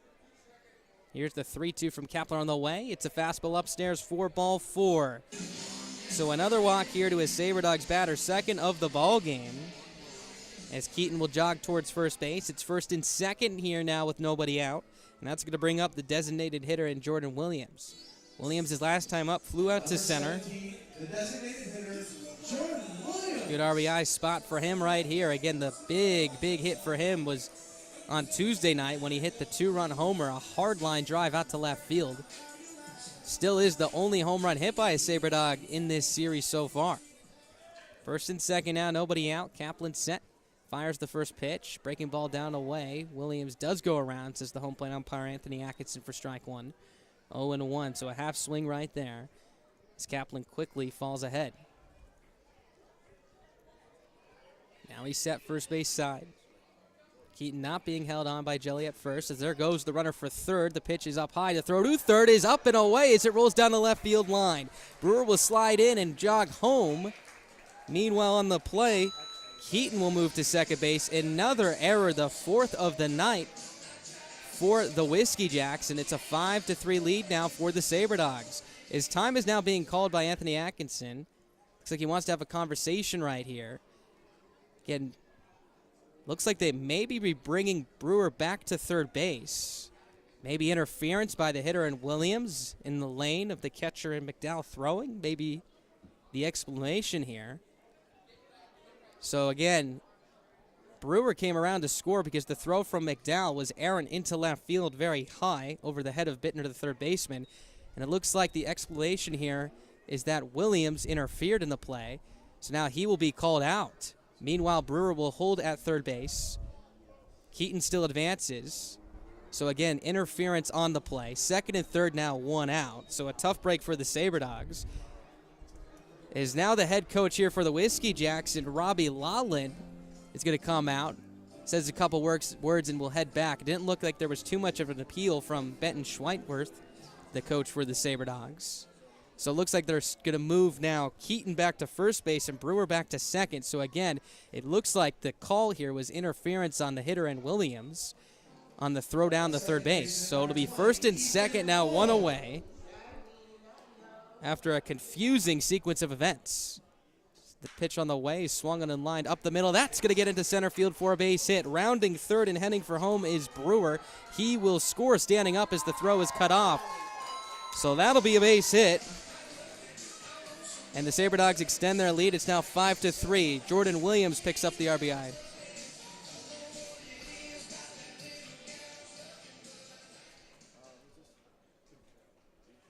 Excuse me, Ethan Moore picking up that base hit right there. Again, Williams was retired on the interference. So an RBI single for Ethan Moore. One away now, first and second. So credit Ethan Moore with his first hit of the year, an RBI. So that's going to bring up Trenton Dukeshire to the plate here. First pitch on the way, and the dirt gets away from the catcher McDowell. So heading for third base will be Keaton. Right behind him, moving to second is Moore. Another wild pitch. It's going to be second and third here with one away. So again, just to recap all of the confusion, it was first and second initially. The runner on second and Keaton, make that Brewer, was taking off for third. It was a ball upstairs. McDowell threw errantly into left field. But a call was that Williams interfered with the play, so he was out. So they then moved the runners back to first and second. Then Moore came to the plate, swung at the first pitch, and singled to center. So the next pitch on the way here to Dukeshire is a strike in the inside corner, 1-1. So all in all, one out here in the bottom of the third inning. An RBI single for Moore. One run in, it's 5-3. Runners on second and third now here after the wild pitch. Dukeshire looking for his first Sabre Dogs hit here as the next pitch is up and in. Dukeshire flew out to right center field his last time up. It was the center fielder Tucker who made the play. Swung at the first pitch. Fly ball of any distance likely would be able to score the runner and Keaton from third as the next pitch is buried in the dirt for ball three. The count now runs to 3 balls and 1 strike. On deck to be the shortstop and Jaden Schaefer. Then Caden Schwabe, the top of the order to follow. One run already in on this inning on the Ethan Moore RBI single. 5-3 Sabre Dogs here. Kaplan leans in for the sign from the first base side. He comes set. Hitters count here for Dukeshire. The pitch on the way is swung and hit right on a line to the third baseman Bittner, who makes the catch chest high for out number 2. Tough break for Dukeshire. Looks like he may have caught this one off the end of the bat. The third baseman, Keaton, was able to get back in time, make the runner at third, and Keaton was able to get back in time and not doubled off. So 2 away now, still second and third, as that's going to bring up Jaden Schaefer to the plate here. Schaefer 1 for 1, singled back in the second. Kaplan long look in, he comes set. Here's his pitch on the way, swinging a line drive, slicing down the left field line and foul out of play. 0-1 the count. So the Sabre Dogs have scored in each of the first 3 innings here. 3 in the first, 1 in the second, and 1 here in the third, looking for more. Moore takes his lead from second. Keaton from third. Here's the 0-1, swinging a chopper down the first base line and foul for strike 2. No balls, 2 strikes. Due up for the Whiskey Jacks in the bottom of the, or make that the top of the 4th inning, will be 8, 9, and 1. Zoe Hicks, Brandon Tucker, and Ethan Stitzman. Schaefer behind 0-2 as he digs back in. Kaplan comes set from the stretch. Here's his 0-2 delivery on the way. Fastball misses up and away, ball 1. 1 ball, 2 strikes. Again, thank you for those of you tuning in on YouTube Live as well as Mixler. Make sure to like, subscribe, hit the notification button as well so you will know whenever the Sabre Dogs go live. Exclusive coverage on our YouTube channel and Mixler. 1-2 on the way to Schaefer. In the dirt, gets away from the catcher McDowell again. Coming around to score is Keaton. He'll tap home plate standing up. Another run is in. It's 6-3 Souris Valley here in the bottom of the 3rd inning. On the play, Moore advances to third as well. So just when it looked like Keaton was going to be able to get out of this jam, allowing just 1 run, there was another pitch to the backstop. The catcher McDowell made his best effort to block it, but it looks like it hit maybe off the plate or part of his catcher's gear and bounced high in the air off the backstop. Here's the 2-2 on the way to Schaefer. Swung on and popped foul down the left field line and out of play. Count will stay at 2 balls and 2 strikes here. So a tough start to this ballgame for the Whiskey Jacks. Again, have given a lot of extra opportunities here for the Sabre Dogs with a handful of errors, a lot of wild pitches, walks as well.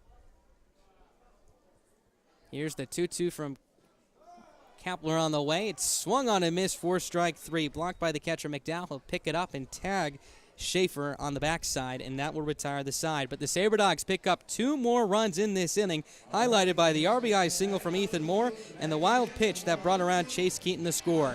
We get to the top of the 4th inning. The Sabre Dogs lead it 6-3. Sabre Dog fans, be sure to stop down to OK Automotive in Minot to register for your chance to win a 10K golf cart giveaway. If a Sabre Dogs player hits a ball through the home run target beyond the left field fence, one lucky fan will drive home in a brand new golf cart courtesy of OK Automotive. Register in store today. Hey Sabre Dogs, the team has teamed up with Circle Sanitation to bring the fans a Minot Mallards throwback jersey night. The Sabre Dogs will play in these exclusive jerseys while a silent auction will be held throughout the game. The proceeds will go to the Cheering for Chance fundraiser. The team starts at 7:05 and the Dogs will be playing against the Badland Big Sticks.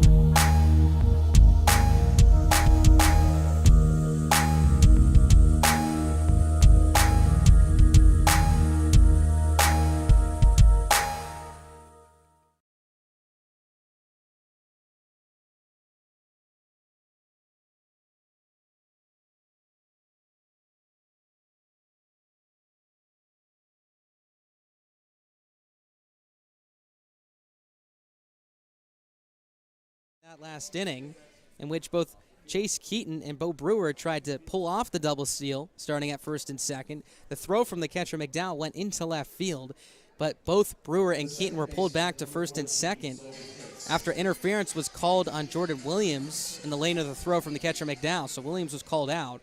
Runners were sent back, but Ethan Moore answered back quickly with a first pitch RBI single to bring around that run to score. As here's the first pitch on the way from Morrow to Zoe Hicks. It's inside with a fastball for ball 1. 1 ball, no strikes. Hicks is 0 for 1. She struck out swinging back in the second. Here's the 1-0, swing and a ground ball to short. Schaefer picks it up on the long hop, tosses across. It's in time to retire Hicks for out number 1. 6-3 put out on that play. And that'll bring up Brandon Tucker to the dish here. Tucker 0 for 1 tonight as well. Struck out back in the second inning. Was part of that run where Morrow struck out 5 of the last 6 hitters he had faced. Currently has 6 strikeouts through 3 1/3 of an inning's work here tonight. Tucker, a right-handed hitter. Open stance from the right side. A lot of bat movement in his stance as the first pitch is swung on and chopped down the third base side and foul for strike 1. 0-1. A lot of kids here at the ballpark today have the low-up inflatables down the right field line. Plenty of kids jumping around in those. Also have another inflatable down the left field line where kids can show off their arms. Shows you how hard you're throwing. Come out to Corbett Field to see if you can match Morrow tonight here on the mound, who's definitely sitting in the upper 80s. As the next pitch is on the way. Tucker shows bunt, pulls back. It's going to be low for ball 1. 1-1. Morrow going from the windup here with nobody on. 6-3 Souris Valley, top of the 4th inning. He turns, kicks, fires. Here's the delivery on the way. Down low, ball 2. 2 balls, 1 strike. On deck, going to be the top of the order here for the Whiskey Jacks. Going to be Ethan Stitzman, the shortstop, who's 1 for 1 today. Morrow, twist, turns, tosses. Here's his 2-1. Swinging a chopper right back to the on-deck hitter. And Stitzman, who makes the play barehanded, strike 2. 2-2. Looks like we saw some action in the bullpen for the Whiskey Jacks as they have a right-hander who was tossing, now walking back towards the third base dugout. Likely could be replacing the pitcher and Kaplan here for the 5th inning. Bottom of the 4th inning make that. Meanwhile, for the Sabre Dogs, no action thus far. Here's the 2-2 from Morrow on the way. Weak swing and a miss for strike 3 on a breaking ball, sliding away from Tucker. Second time he struck out tonight. Number 7 for Morrow this evening. And 2 up, 2 down here in the top of the 4th here for Morrow in Souris Valley. Here comes Stitzman to the dish now. He's reached base both times, a single and a walk. 3 for 10 this season so far. Again, a speedy right-handed hitter. Morrow sat first base side, glove right in front of his chest as he delivers the first pitch. It misses down and in, ball 1. 1 ball, no strikes. So after debuting a couple of new jerseys yesterday and the day before, the Columbia Blue and bright reds, the Sabre Dogs going with a traditional look tonight with the white home uniforms they used last year with the airplane logo on their chest. There's a swing and a ground ball off the shin of Miller. Ricochets to Moore, who flips to the covering pitcher, and Morrow, who applies the tag on the bag, and that'll be in time to retire this side. What a play on every single end. A hard one-hopper to Miller, went off his shin, rolled right to the second baseman Moore, who quickly flipped to the covering pitcher and Morrow to retire the side. Marked out 1-3-4-1. Morrow sits down the Whiskey Jacks in order 1-2-3 here in the top of the 4th inning. First time he's done that tonight. We head to the bottom of the 4th. Sabre Dogs lead it 6-3.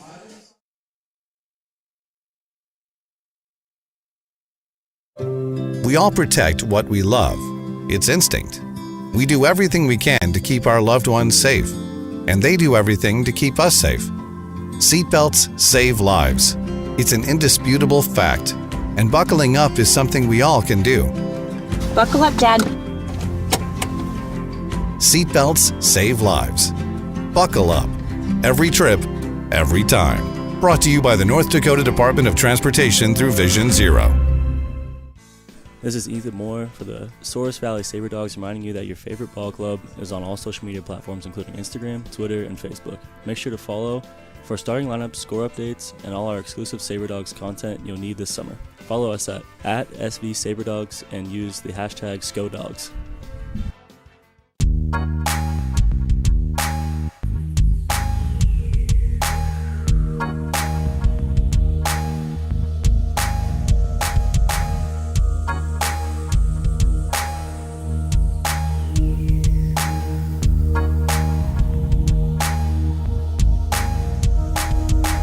What an interesting ball game we've had here. We've seen a 3-run top of the first, a 3-run bottom of the first inning, an interference play that sent runners back, and then what are we going to call this one right here? A 3-4-1 putout at first base, in which was a hard one-hopper off the bat of Ethan Stitzman that went off the shin, the right shin of Drew Miller, rolled right to the second baseman and Ethan Moore, who picked it up cleanly, tossed to the pitcher Morrow and covering, who again fielded this, or I should say received the flip about 4 or 5 steps in front of the first base bag, so made the catch about head high, then stumbled to first base, did take a tumble, but was able to apply the tag on the bag for out number 3 in the inning. Picks up his first 1-2-3 inning with that as we head to the bottom of the 4th inning now, and that's going to bring up Caden Schwabe to the plate.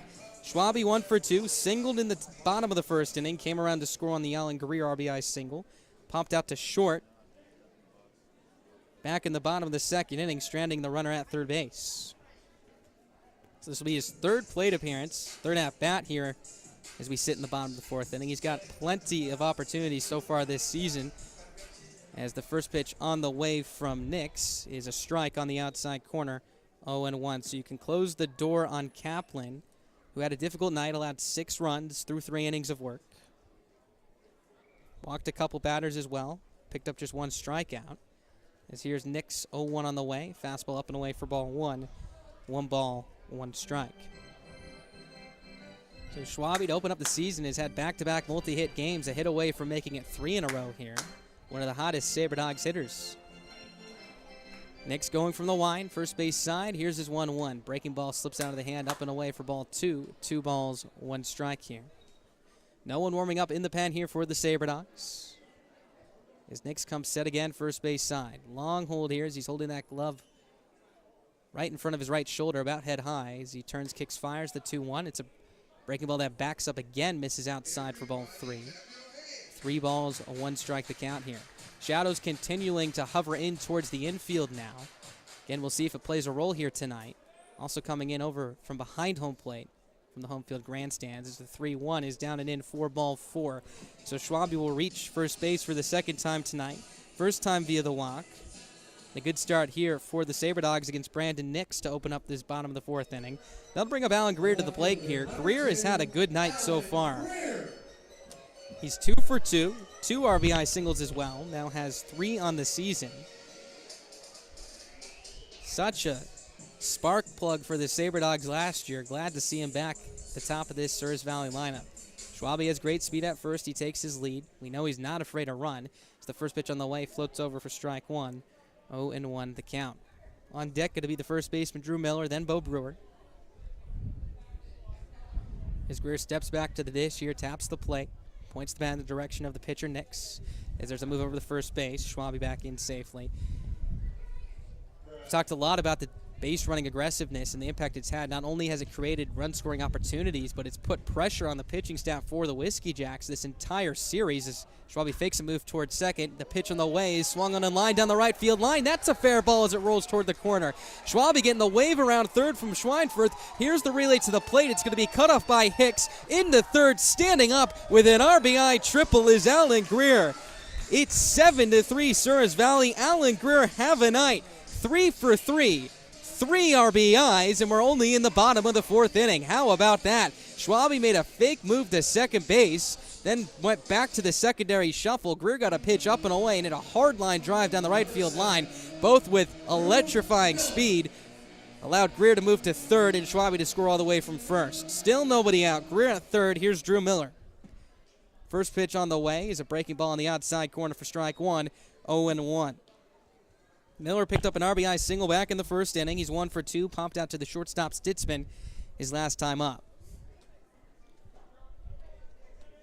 Nix set from the stretch now. Here's his 0-1. Swing and a pop-up off the fist, foul territory. Third baseman Bittner ranging over, slides, and he cannot make the catch as it falls to the ground.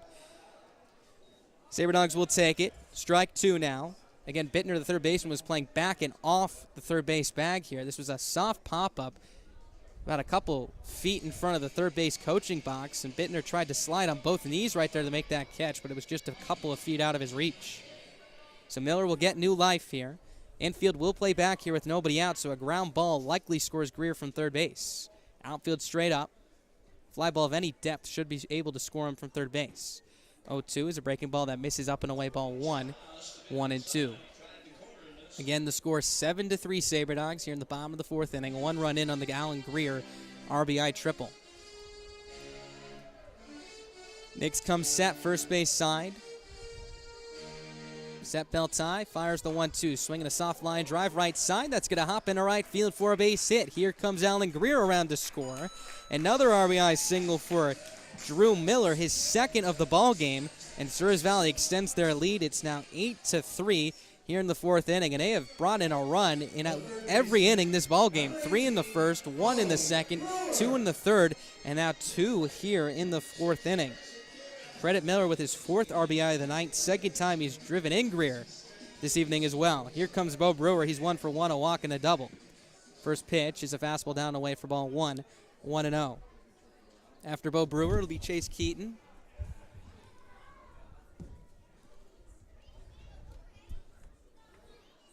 Nix leans in for the sign here, comes set first base side. Here's his 1-0, breaking ball, misses up and in, ball 2. 2 balls, no strikes. Hitters count now here for Brewer. Picked up his first extra base hit of the year back in the third inning. It was a ground ball down the left field line. Part of that strange interference call with Jordan Williams back in the inning. He still came around to score on the more single as the next pitch is outside for ball 3. 3-0 the count.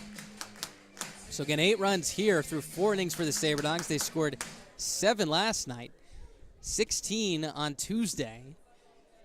Looks like Alex Miklos did a good job of creating an offensive powerhouse as the next pitch is on its way. It's a fastball over the middle third of the plate for strike 1.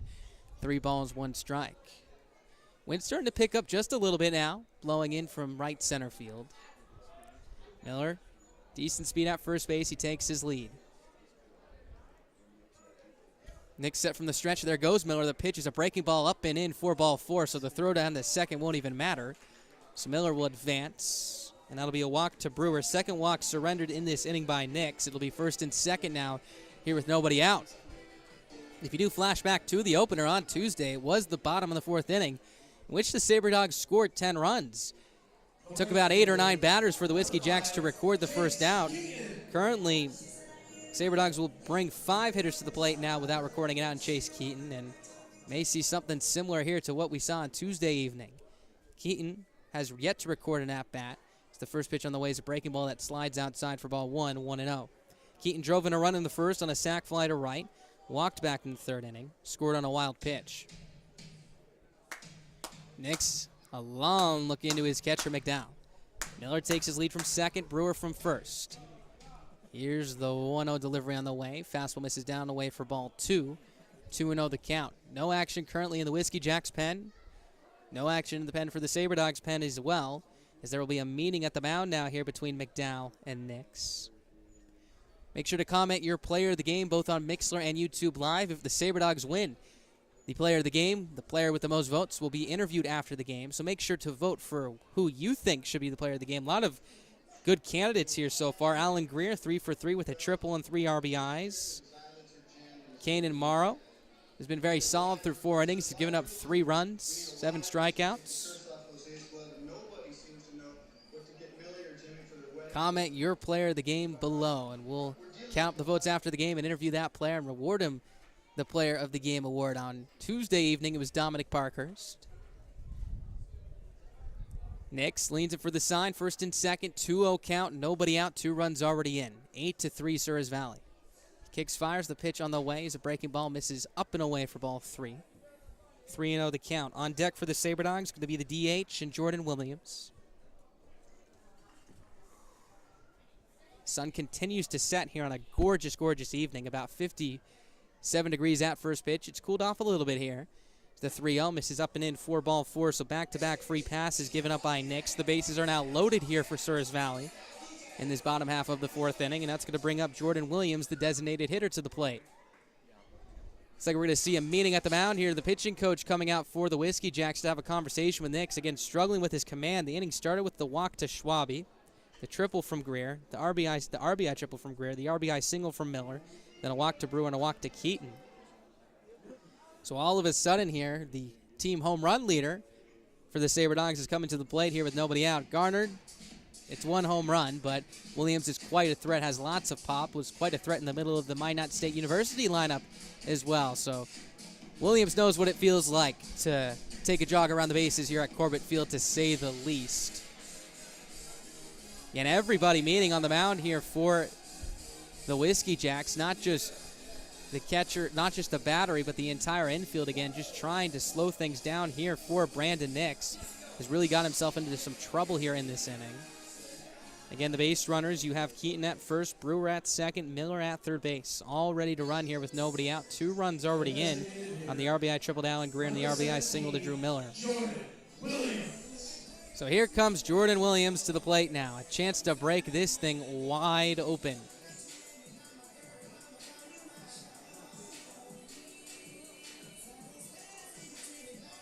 Nix comes set, first base side. His first pitch is on its way. Swing and a pop-up into right field, fairly deep as the right fielder Fogelstrom ranges a couple steps in front of the track. He'll make the catch. Tagging from third is Miller. He'll come around to score. Meanwhile, Brewer moves into third. Keaton into second. It'll be a sacrifice fly RBI for Jordan Williams. As the SaberDogs extend their lead to 6, it's now 9-3 here in the bottom of the 4th inning. First out recorded here for the Whiskey Jacks. 6 batters in. So here comes Ethan Moore to the plate. Moore checked in with his first hit of the year, a single to center. Back in the 3rd inning. Another RBI chance for him right here with Keaton at second base and Brewer at third. Nick set first base side. His first pitch on the way is a breaking ball. Big swing and a miss for Moore right there. Got a hanger. Count moves to 0-1. Taking a look around the league here. The Expedition League gets some scores. The Big Sticks leading over the Spearfish Sasquatch 5-0. Western Nebraska Pioneers leading over the Horseheads 3-2. As Nick comes set from the stretch, the 0-1 swing and fouled straight back for strike 2. 0-2. The Sioux Falls Sunfish and Fremont Moo have yet to get underway. Not a good series right there. The Cannon County Spuds looking for their first win, leading 3-1 over the Mining City Tommyknockers. And of course, right now, the SaberDogs leading 9-3 here in the bottom of the 4th inning. Here's the 0-2 on the way, up and in, ball 1, 1 ball, 2 strikes. The Sodbusters and Trappers getting postponed over in Pierre. Got some good ball games here to open up the 2021 Expedition League season. And again, a lot of teams now here in this league as the 1-2 is on its way. It's a fastball that misses outside for ball 2, 2-2.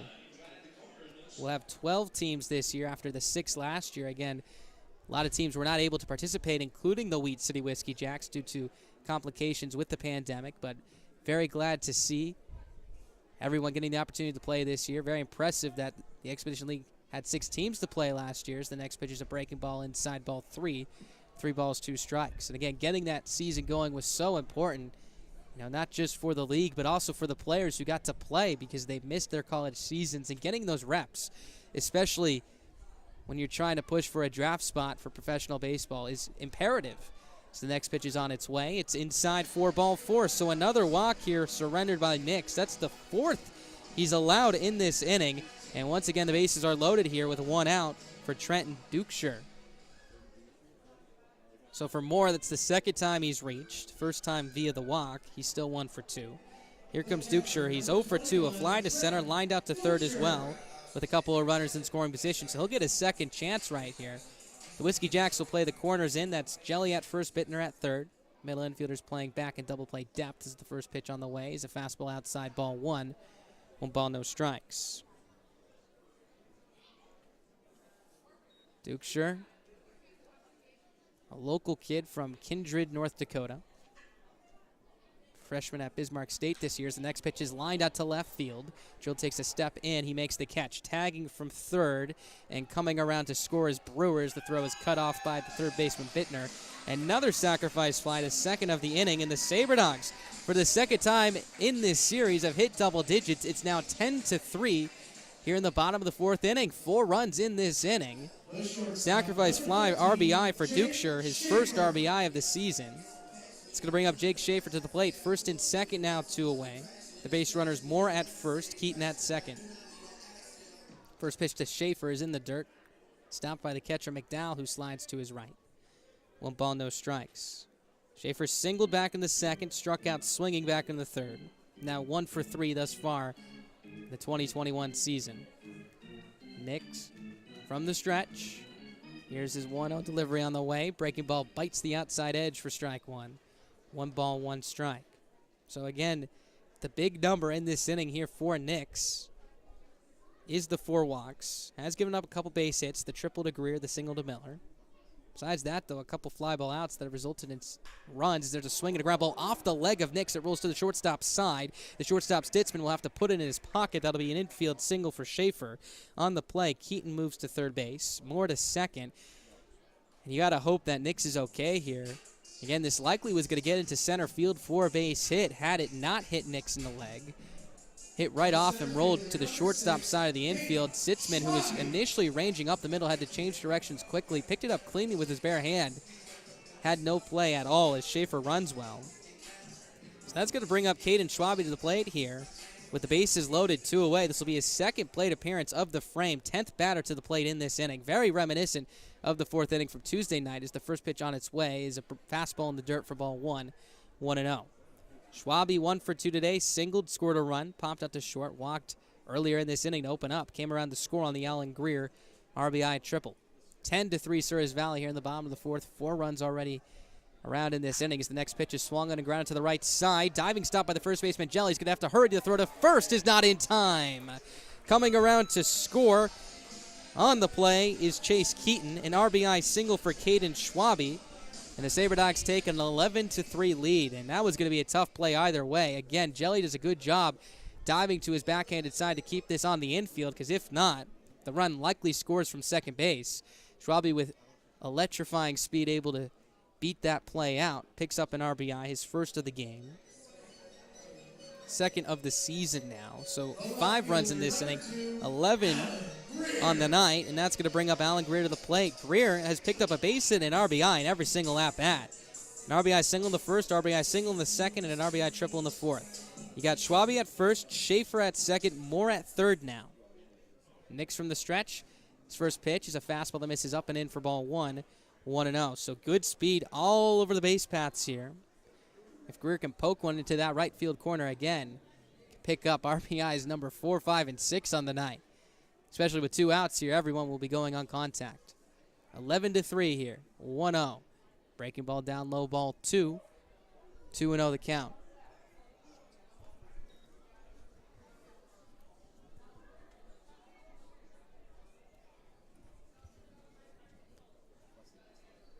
The count to Greer here.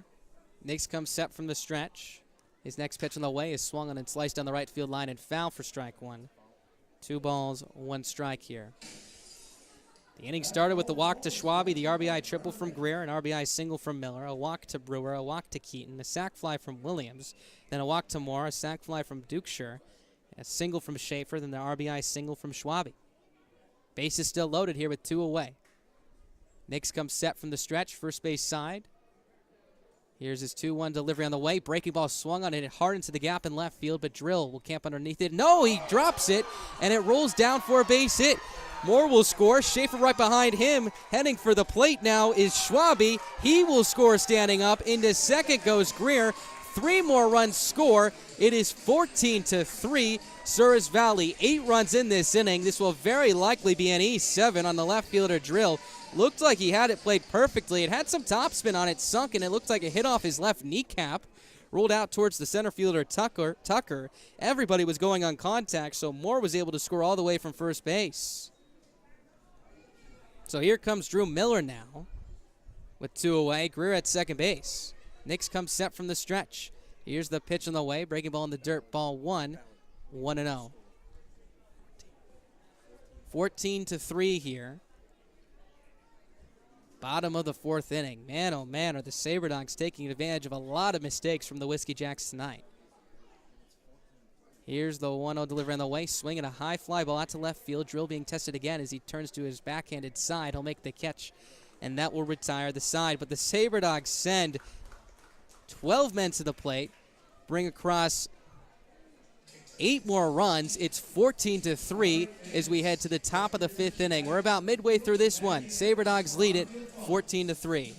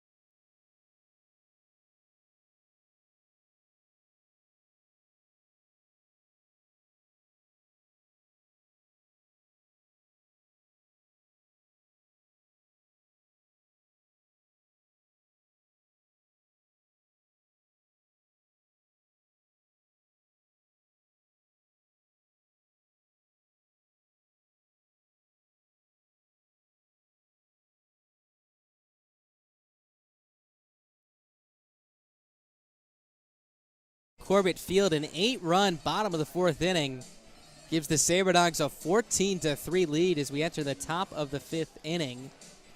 The Sabre Dogs have broken this wide open and again scored 16 runs on Tuesday night, flirting with that again here with 14, and we're just in the top of the 5th inning. We're going to get a new arm here for Souris Valley in the top of the 5th. It's going to be tall right-hander Matt Jackson, stands at 6'5", 205 pounds, product of Minot State University.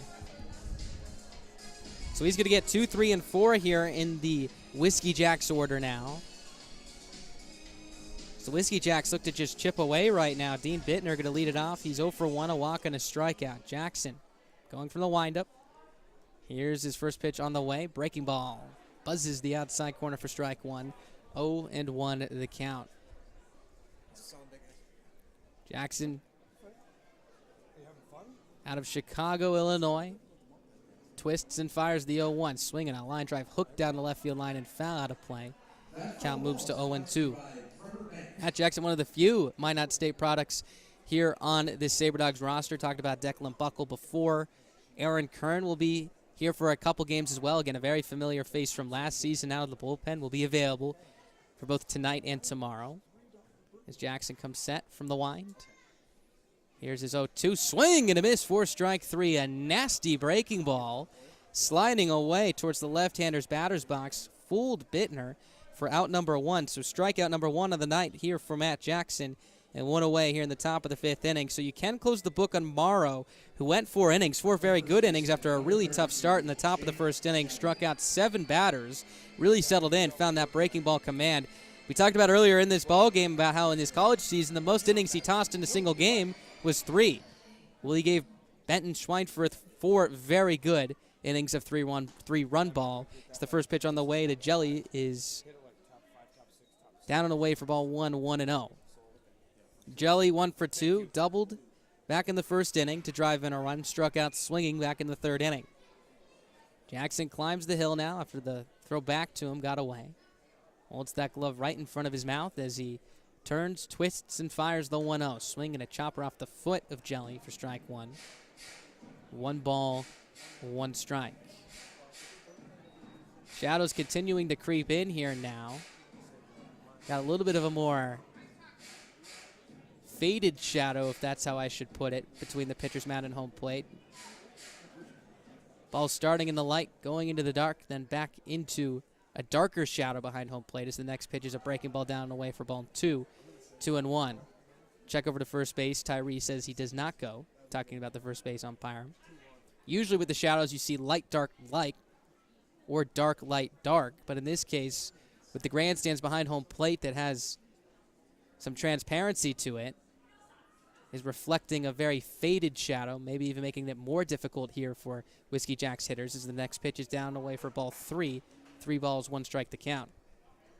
A much more daunting shadow looming over behind second base right now, and as we get later into this ball game, very well may play a factor between the pitcher's mound and home plate. Currently a stripe across the second base bag ranging into right field. Here's the 3-1 pitch on the way. Breaking ball misses down away for ball 4 as it goes to the backstop. So walk to Jelly, second time he's reached. So he'll be at first base here with 1 away in this top half of the 5th inning. That's going to bring up Caleb McDowell, who's continued to sting the ball tonight. A 2-run single in the first, 6 RBIs here in about a game and a half, and then lined out hardly to the center fielder Schwabe his last time up.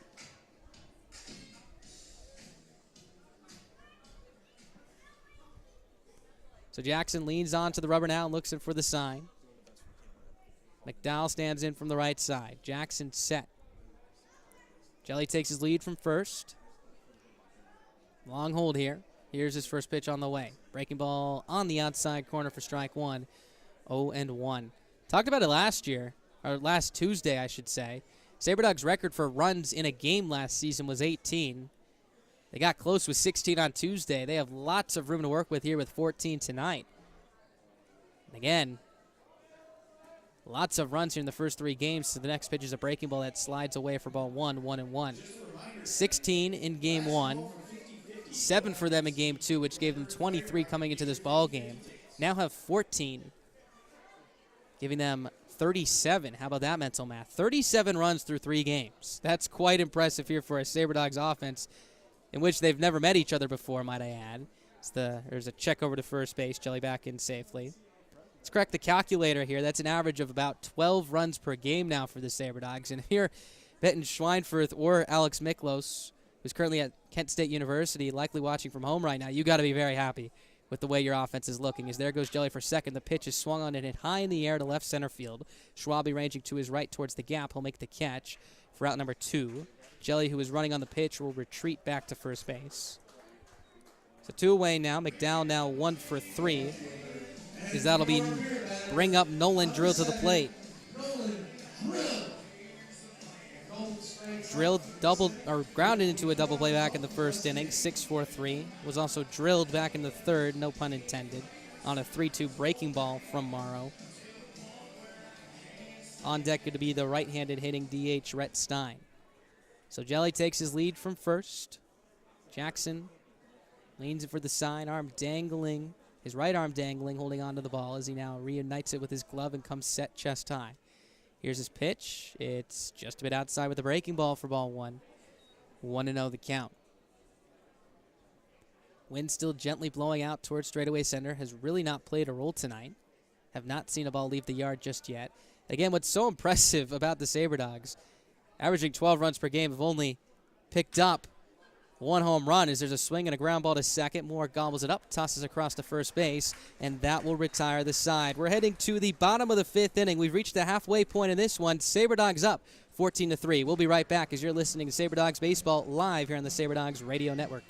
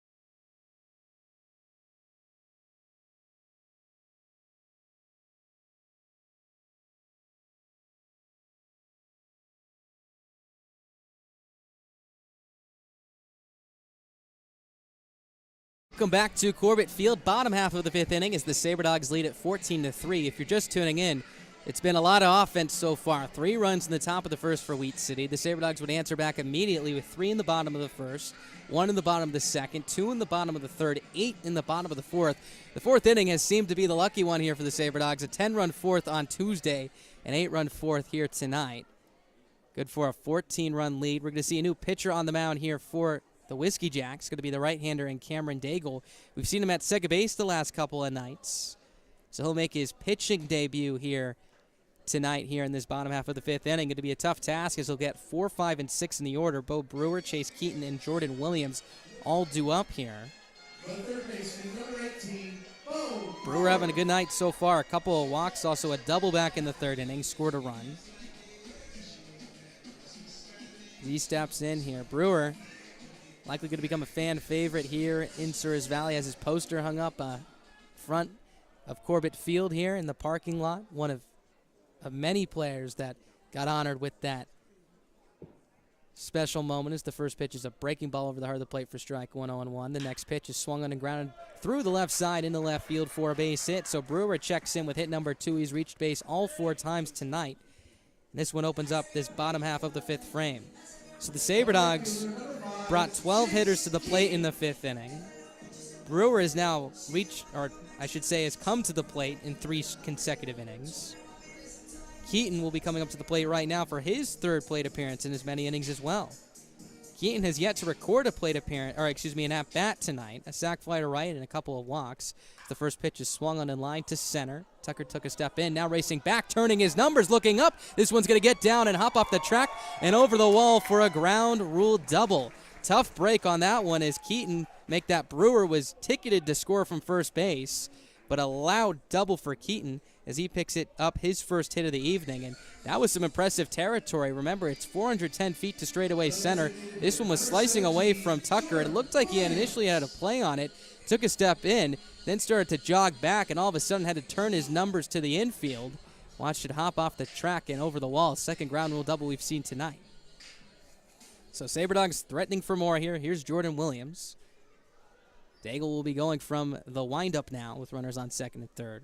Williams drove in a run with the sac flies last time up as the next pitch is spiked, gets away from the catcher McDowell, but the runner on third base and Brewer will hold at third. Looks like the Sabre Dogs are being a little bit less aggressive here, up by 11 runs. Williams has had quite a start to the season so far here for the Sabre Dogs. We talked about the home run on opening night, but has been able to drive in a lot of runs as well. Drove in the run on the sac fly earlier tonight.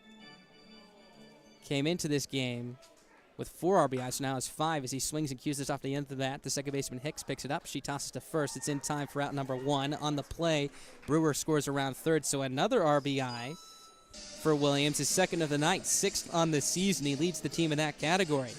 So a 4-3 putout on that play. Gotta imagine Daigle will take that one, as that's gonna bring up Ethan Moore, the second baseman, to the plate. Moore's 1 for 2. He flew to left, singled and drove in a run back in the third, and walked back in the 4th inning. So Keaton, the runner at third base now, represents run number 16. As the next pitch is in the dirt, blocked by the catcher McDowell. Keaton coming to the plate, the flip to the plate, tag applied, not in time. Aggressive base running from Chase Keaton as he scores from third base, and there is a run number 16 on the night. Called that one a wild pitch, and again, quite aggressive on this play. This was a pitch blocked by McDowell, ricocheted in front of him, back to the pitcher and Daigle, who then picked it up with his bare hand and flipped it back to McDowell, who now appears to be shaken up, which is something you do not want to see in a blowout like this. Robbie Lawlin, the head coach, going out to talk to him. Again, we talked about it on Tuesday night. McDowell was very busy blocking a lot of pitches, and it's been really the same story this evening. Gotta imagine a day off is in store for him tomorrow once again, or at least a DH spot, as his bat is one of the biggest in this Whiskey Jacks lineup. So 16-3, Souris Valley. They've again scored in every single inning in this ballgame. 3 in the first, 1 in the second, 2 in the third, 8 in the fourth, and now 2 here in the 5th as the next pitch is a strike at the knees. 1 ball, 1 strike the count. So a clean slate now here for Daigle. 1 away, nobody on, 2 runs in. Here's his 1-1. Swing and a miss. Home plate umpire Anthony Atkinson says he went around on that one, about a 3/4 hack. 1 ball, 2 strikes the count. After Moore, it'll be Dukeshire, Schaefer, Schwabe if it gets that far. Here's the wind to the 1-2 on the way to Moore. Swing and a pop-up. Shallow center field. Sits from the shortstop, backpedaling back into shallow center field on the Corbett Field emblem to make the catch about chest high for out number 2. So a much better result here for Daigle and the Whiskey Jacks. Base is still empty here as here comes the catcher Trenton Dukeshire to the dish. He's 0 for 2, flew to center, line to center. Make that flew to center, line to third, and then drove in a run back in the 4th inning on a sacrifice fly to right field. Here's the first pitch on the way. It's a fastball that misses down and in, ball 1. 1 ball, no strikes. No action currently in the pen for the Sabre Dogs. Got to imagine that Jackson will come out for another inning of work in the 6th. If the next pitch is misses down low, ball 2. 2 balls, no strikes the count here. So a hitter's count here for Dukeshire. And again, for a lot of these guys, obviously a 13-run game, it's not as high pressure. It's the 2-0. It's swung on a miss for strike 1, 2-1. Obviously, a 13-run lead takes the pressure off, but these at-bats are still important to them individually speaking. A lot of these guys haven't had at-bats in a couple of weeks. Trying to battle for starting spots here on this team as the next pitch is taken down and away, ball 3. 3 balls, 1 strike. Another positive if you're the Sabre Dogs right now is you don't have to use any of your high leverage guys in this ball game, especially with the big series against the Big Sticks looming starting tomorrow as the next pitch is swung on and seared through the 6th hole in the left field for a base hit. So a hit for Trenton Dukeshire. Welcome to the Sabre Dogs, his first in the Sabre Dogs blue. He's now 1 for 3 with an RBI, and he'll take first base here with 2 away. That's going to bring up Jaden Schaefer to the plate now. Sabre Dogs had to use a few pitchers yesterday after it was LeBlanc who started, gave them 5 very quality innings, and had to use 3 bullpen arms. But today, with Morrow going 4 and Jackson going 1+, they might be in better shape heading into tomorrow as the first pitch on the way to Schaefer is a breaking ball down low for ball 1. 1 ball, no strikes. Very impressed with Morrow's performance tonight. Again, he had his struggles, particularly with his command, but the strikeout stuff was there. The fastball was good. Battled in and out with the command of his breaking ball. As the next pitch on the way is a strike on the outside corner, 1-1, but was able to get deeper into this ball game than he had the entire college season. 4 innings compared to the 3 maximum he threw back at Paris Junior College. Here's the 1-1 breaking ball, big swing and a miss for strike 2. 1 ball, 2 strikes. Schaefer 2 for 3 today, a couple of singles and a strikeout. Came into this game 0 for 1 with a walk, now 2 for 4. Dukeshire takes his lead from first. Here's the 1-0. Swing, and it's slapped foul into the into the street, I should say. Rolls into someone's front yard over there past the third base wall in foul territory as the count stays at 1 ball and 2 strikes. Well, one of the nice little touches about Corbett Field is you have this minor league-esque atmosphere, but you're also in a neighborhood. A lot of houses surrounding the ballpark as the 1-2 is buried in the dirt for ball 2. 2 balls, 2 strikes. Of course, a nice White House over the left center field wall. That'd be an impressive shot, probably about 550, 600 feet out there. Can't imagine anyone's hit one any close there. Have a school over the right center field wall, and then you got neighborhoods surrounding the back. 2 balls, 2 strikes, 2 away. Here's Daigle's pitch. Is inside for ball 4, so make that with 3-2 pitch. A walk here to Schaefer. And that'll bring up Caden Schwabe, the leadoff man, to the plate here with 2 away.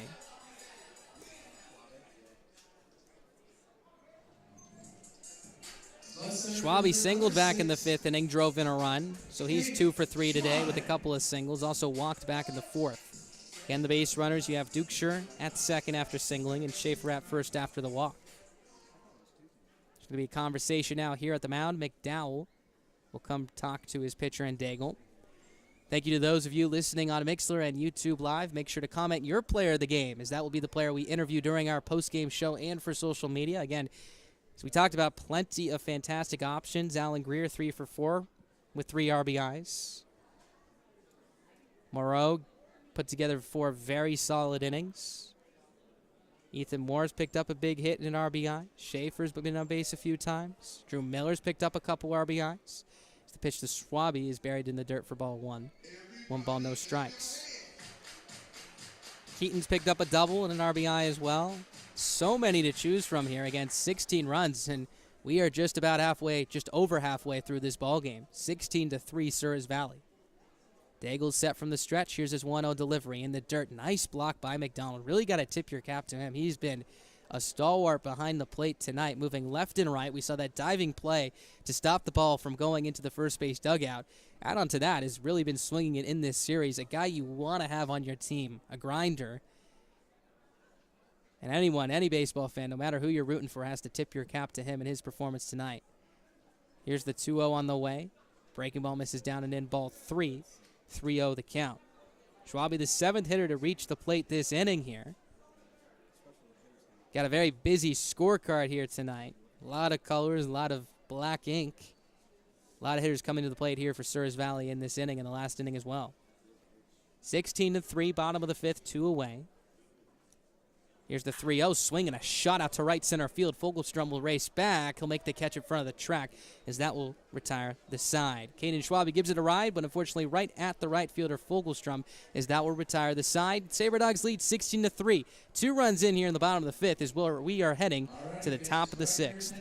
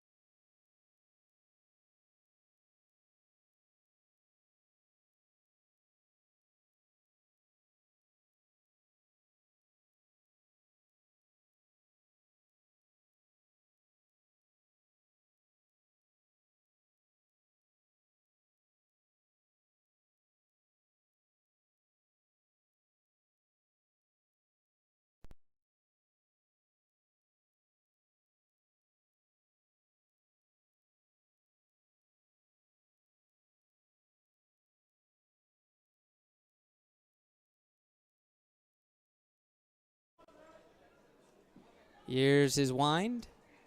The first pitch on the way is down and away for ball one with a fastball. 1 ball, no strikes to count here. So the SaberDogs picking up 2 runs in the bottom of the 5th inning. Have scored in each of the 5 innings they have come to the plate. Here's the wind from Jackson, the 1-0. Swing and a miss for strike 1. 1 ball, 1 strike.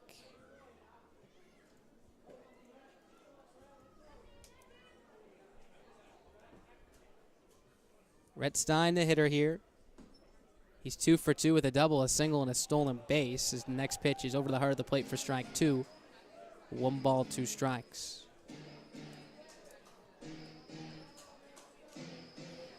Jackson set first base side, shakes off his catcher at Dukeshire once. Now he winds. Here's his delivery on the way. Misses outside, ball 2. Count now even at 2 balls and 2 strikes. So taking a look at the comments right here, it looks like Caden Morrow's a good candidate for player of the game. A couple votes there. Ethan Moore as well. Make sure to get those votes in the comments section, and that will be your player of the game for tonight. Next pitch, swing and a miss for strike 3. Nasty changeup, pulled the string on the right-handed swinging Stein for out number 1. Second strikeout of the night for Jackson, as that'll open up the top half of the 6th inning. So that'll bring up Houston Fogelstern to the plate. He's 0 for 2, a strikeout swing and a strikeout looking back into the 3rd inning. A lot of strikeouts in this ballgame from the SaberDogs pitching staff. Morrow struck out 7, Jackson has 2, 9 combined. As the first pitch is inside with a fastball for ball 1. 1 ball, no strikes. After Fogelstrom, it'll be Zoe Hicks, then Brandon Tucker, 8-9 in the order. Seeing some action in the Whiskey Jacks pen, some pitchers walking around. So here's the 1-0 from Jackson on the way. Fastball, make that maybe a changeup right there. Looks like he took some off of that one. Misses inside ball 2. 2-0. Lance McDonald, one of the catchers on the team, jobbing out to the bullpen in right field for the SaberDogs. So it looks like someone's starting to get stretched over there as well. Jackson may be getting 2 innings tonight. He's set first base side. Here's his wind. The 2-0 delivery on the way. In the dirt, gets to the backstop for ball 3. 3-0 the count. Due up for the SaberDogs in the top, make that the bottom half of the 6th inning. It'll be 2, 3, and 4. Alan Greer, Drew Miller, and Bo Brewer. Jackson looking to get back into the count here. 3-0 here, 1 away. As he turns, tosses, the next pitch is a strike on the outside corner about at the knee height. 3 balls, 1 strike. Sun continues to set here, just a stripe of light here remaining on Corbett Field, covering both Alan Greer and Caden Schwabe. As the next pitch is swung on and popped up to the right side out of play. 3-2 the count. A really gorgeous night here. Really the most beautiful night we've had here at Corbett Field. Again, as we mentioned, very cold on Tuesday night with a lot of wind. Yesterday, a little bit better. Had a nice sunset over the parking lot behind the Corbett Field grandstands. But tonight, it doesn't get any better than this. And it can only get up from here as the temperatures will continue to rise as we enter June. Payoff pitch on the way. Breaking ball, swing and a miss for strike 3. That pitch has been fantastic for Jackson tonight. Back-to-back strikeouts for him. Number 3 on the evening, and 2 up, 2 down here in the top of the 6th. The ball got away from the first baseman Miller on the throw down from the catcher Dukeshire. He's going to first base on that one. Sometimes you'll see catchers toss over to first base instead of third, especially with the right-handed hitter up. Got the more open space with that left-hander's batter's box. So that'll bring up Zoe Hicks to the dish now. She's 0 for 2, a strikeout swinging in the 2nd. Grounded out to the shortstop Schaefer back in the 4th inning. 0 for 3 in total this season so far. Again, the first woman to play in Expedition League history. Quite a story for her. As Matt Jackson winds and deals the first pitch, she swings and misses out in front of a changeup for strike 1. 0-1 the count. Getting the start at second base tonight. Again, plays softball over at Louisiana Tech. Here's the next pitch. It's a strike. Quickly ahead with 2 strikes here and 2 away. Jackson looking to strike out the side. Has picked up 3 tonight here. Morrow picked up 3 strikeouts in the 2nd inning, courtesy of Hicks, Tucker, and Bittner. Jackson turns, fires, tosses the 0-2. Drops down on that one a little bit. Going maybe a little sidearm, almost 3/4 as that one runs away for ball 1. 1 ball, 2 strikes. Really mixing up the arm slot right there. as he comes set from the line again. Here's his 1-2 delivery on the way. Back over the top as it swung on and flied in the air to right center field. Keaton ranging into the gap. He'll camp underneath it to make the catch with two hands, and that will retire the side. Very good inning for Matt Jackson as he sets down the Whiskey Jackson order 1-2-3. We're heading to the bottom of the 6th inning. Sabre Dogs lead it 16-3.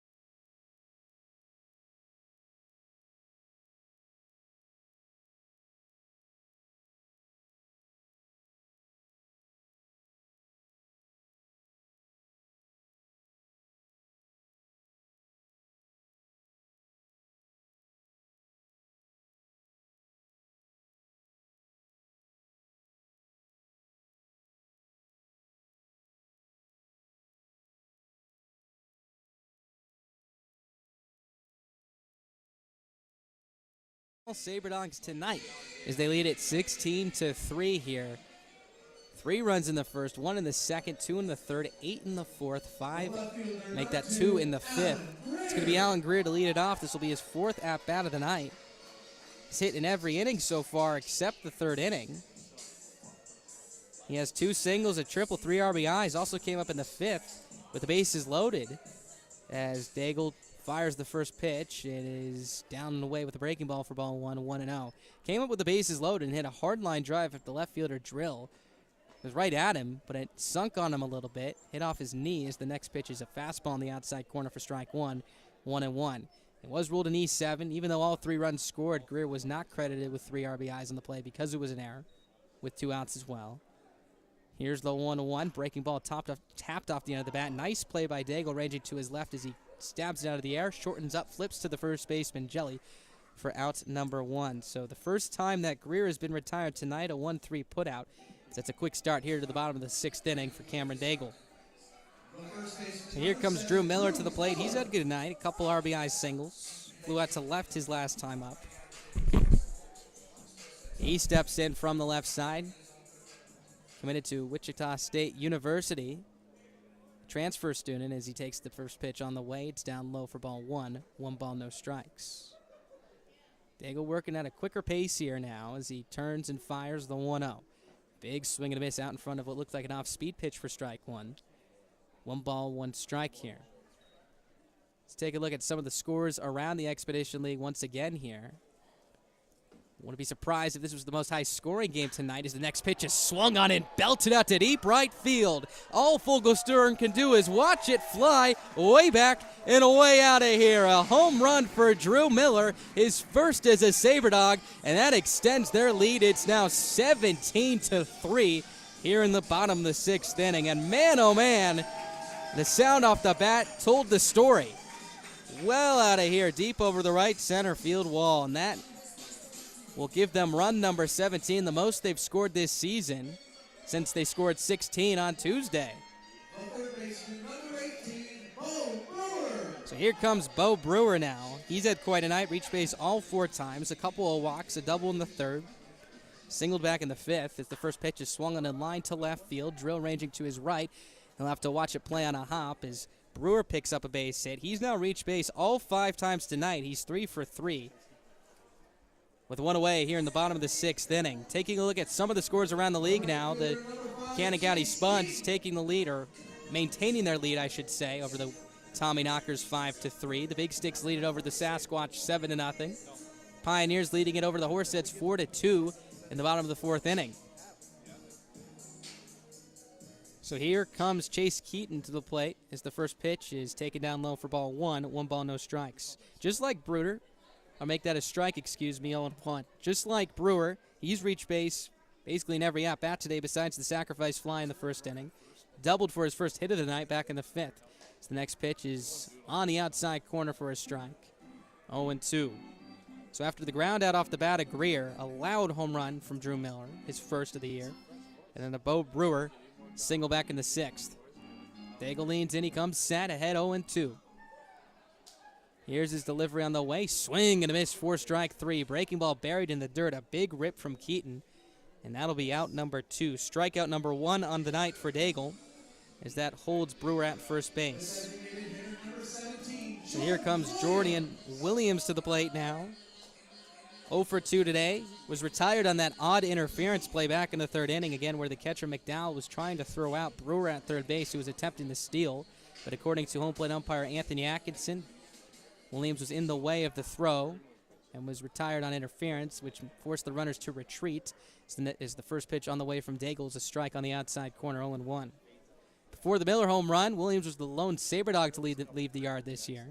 So the 0-1 is cut on a miss for strike 2. Looked like he was a bit late on that one. 0-2 the count.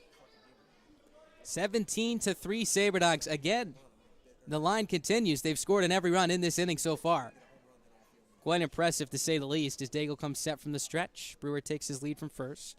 The 0-2 on the way. Swing and a miss for strike 3. A breaking ball in the dirt. Tag applied by the catcher McDowell, and that will retire the side. But the Sabre Dogs pick up one more run on the solo home run from Drew Miller. They strand a runner on first base as well. We're in the back third of this one, folks, as we head to the top of the 7th inning. Sabre Dogs lead it 17-3.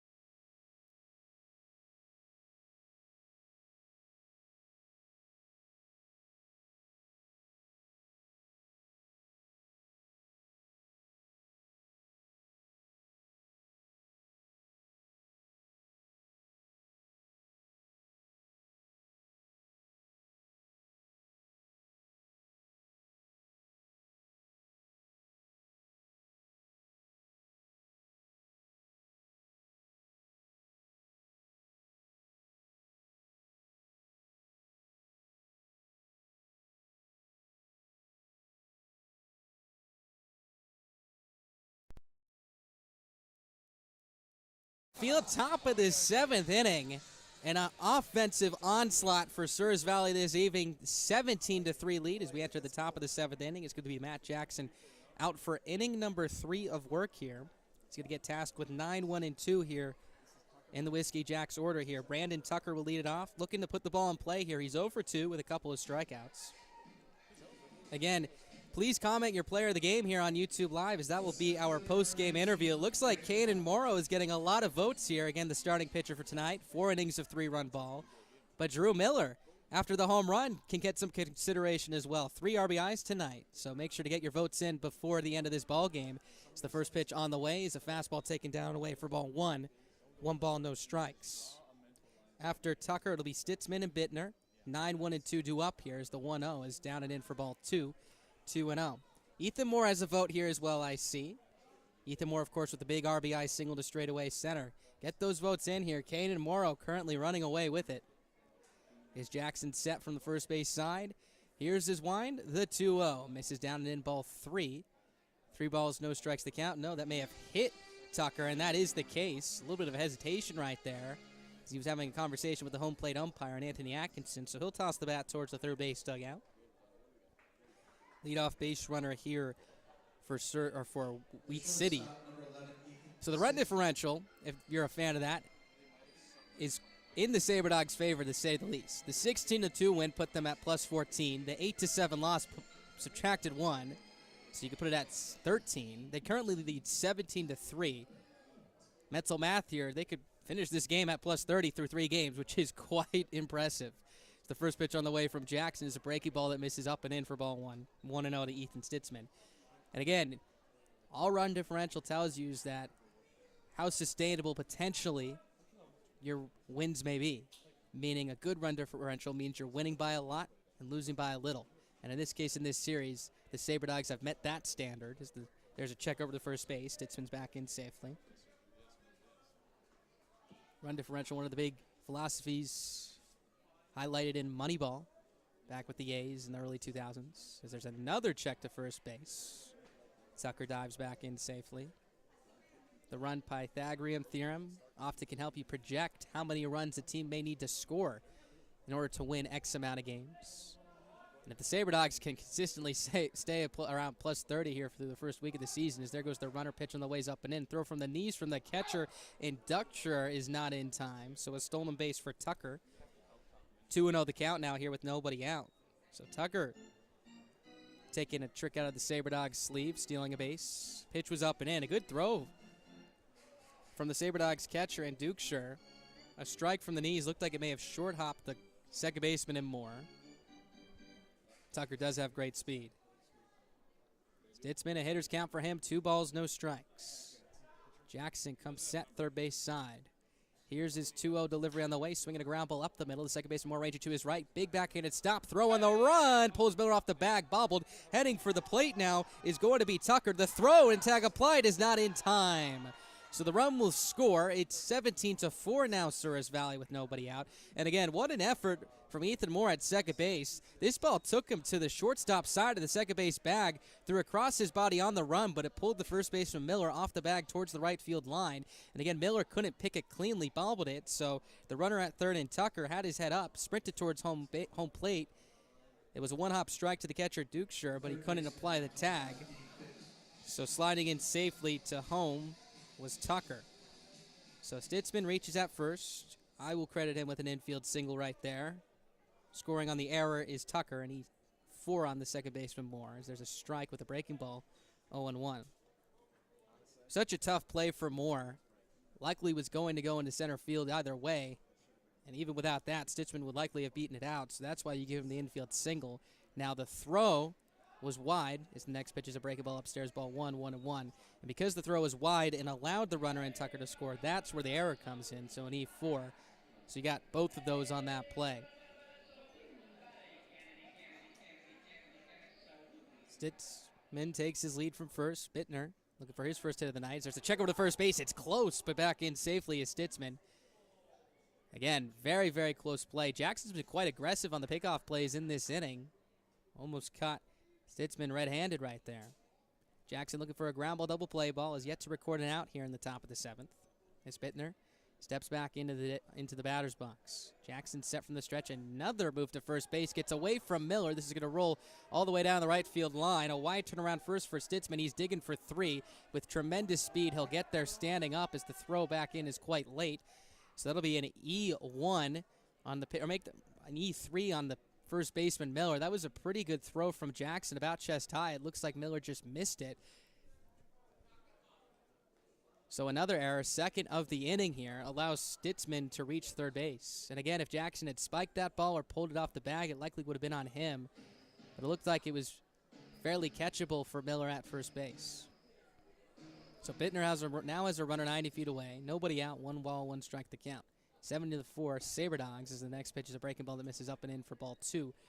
2-1. Looks like a right-hander starting to warm up in the pen here for Souris Valley. A right-hander as well for the Whiskey Jacks. As we're going to see a meeting at the mound here. The catcher, Dukeshire, going to talk to Jackson. And that breaking ball has been gliding towards that left-hander's batter's box tonight. Very tight, very sharp, but a couple of instances here in this inning, it's backed up on Jackson. We're just trying to slow him down. You're up 17-4 here. Again, for Jackson, this is an opportunity to work on some stuff as well. It's been a while since he's pitched in a live game. Don't necessarily have to put too much pressure on yourself. Allow yourself to experiment a little bit here facing live hitters. Again, 17-4 Souris Valley. 1 run in here in the top of the 7th after a couple of errors from the Sabre Dogs defense. First run scored for the Whiskey Jacks since that 3-run top of the first. Jackson comes set, first base side. Here's his 2-1 delivery on the way. Misses down and away, ball 3. 3-1. Thank you to those of you tuning in here on YouTube Live and Mixler. Make sure to like and subscribe. Turn your notifications on to get alerts whenever the Sabre Dogs go live and broadcast a game here from Corbett Field. When we're on the road, we'll be streaming from Mixler as well. It's the 3-1. Misses down and away for ball 4. So the first 3 batters reach via the hit by pitch, a single and a walk. 1 run already in, as Jackson has found himself in some trouble here in his 3rd inning of work. Remember to comment your player of the game as well. Kanan Morrow getting plenty of votes so far. From what I'm seeing, at least 6 here, if not more. Ethan Moore has 1. Again, let's give Drew Miller some recognition as well. 3 hits today, a home run, 3 RBIs. Alan Greer, 3 hits, a triple and 3 RBIs. Big part to the 17-5 lead the Sabre Dogs have now as the first pitch on the way to Jake Jellies. A strike on the inside corner. 0-1 the count. No more shadows here at Corbett Field. Sun continues to set. Just a stripe of light crescenting the top of the trees beyond the outfield fences. Jackson set.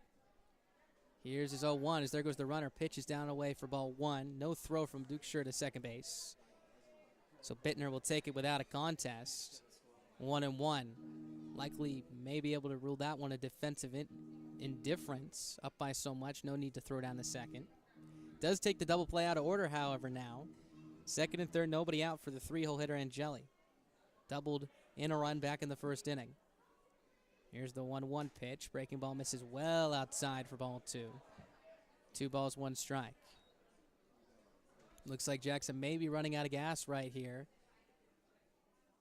Got through 2 very good innings in which he allowed just 1 base runner via the walk back in the 5th. Struck out 3 batters, but has allowed the first 3 batters to reach as well as a run to come around to score here in the 7th. Here's his 2-1. It misses down and in for ball 3. 3-1 the count. The cleanup hitter and Caleb McDowell standing on deck. So a hitter's count here for Jelly. He's been quite quiet in this series. Came into today just 1 for 7, hitting a .143. He's 1 for 2 thus far. Hitting .222 as of this at-bat. Here's the 3-1 on the way. Swing and a foul straight back. Count now runs full at 3 balls and 2 strikes here. Sabre Dogs will start a 2-game series tomorrow evening against the Badlands Big Sticks, the big rival for the Sabre Dogs. But not only that, quite a season series between those two last year. Very tight ball games. Plenty of walk-off wins for both ends. And now they'll be back here tomorrow. Make sure to get your tickets and come out to Corbett Field for some Friday night baseball as the next pitch is on its way. It's a fastball outside for ball 4. Second straight walk out of the right hand of Jackson. The bases are now loaded here with nobody out. And here comes Benton Schweinfurth to the mound here. We'll see if he makes a move. A right-hander has been warming up this entire inning. Again, as mentioned earlier, Jackson really looking like he's run out of steam here. Fist bumps his third baseman and Brewer. Climbs the hill and walks towards his catcher and Duke Schur and his coach and Schweinfurth. They're going to have a long conversation here. Just the 3 of them, the battery and Schweinfurth. Again, Jackson may stay in this ball game as the looks of it. Again, the bases are loaded now. The runners, Bitzman at third, Bittner at second, Jelly at first base. As Schweinfurth is heading back to the first base dugout, so Jackson will at least get 1 batter. It's going to be a tough opponent. And Caleb McDowell hit the ball hard basically every time up, besides maybe the fly out to center. Singled in 2 back in the first, lined out hard to center in the third. 4 for his last 7 with 2 home runs and 6 RBIs. Quite an impressive start for him. And the wild part about it is he went 0 for 4 with 2 strikeouts on opening day. Able to avenge that, however, with a couple of really big games to wrap up this series. Whiskey Jacks will head home to open up their season in Grand Forks, North Dakota, tomorrow against the Sioux Falls Sunfish. Jackson comes set. Here's his first pitch. Swing and a hard ground ball down the third base line. That is a foul ball for strike one. A loud foul ball right there. Likely would have scored two if not cleared the bases. However, McDowell will have to head back towards the right-hander's batter's box. Trappers will be playing the Pioneers. Sodbusters will be facing the Moo. Moo hosting that series. Tommyknockers will travel to Casper to face the Horseheads. And the Spuds will face the Spearfish Sasquatch over in Spearfish. Here's the 0-1 to McDowell. Breaking ball misses up and in as McDowell has to duck out of the way. That one slipped out of the hand of Jackson for ball one. 1 ball, 1 strike. So Kanan Morrow started this game, got into some trouble after allowing 3 runs in the first inning, but then pitched a scoreless second, third, and fourth. So in total, gave up just 3 runs in 4 innings, struck out 7, flashed some really good stuff. So the 1-1 is swung on and hit hard down the left field line and foul as it will land in the Whiskey Jacks bullpen for strike 2. 1-2 the count. So McDowell's been very aggressive, turning and burning here. A couple of hard hit balls down the left field line, well foul. We'll see if Jackson challenges him with a breaking ball away here. He's been struggling with that pitch. It's been missing inside and backing up to right-handed hitters. But McDowell's been very pull-heavy and aggressive, so maybe Jackson wants to throw something sweeping away.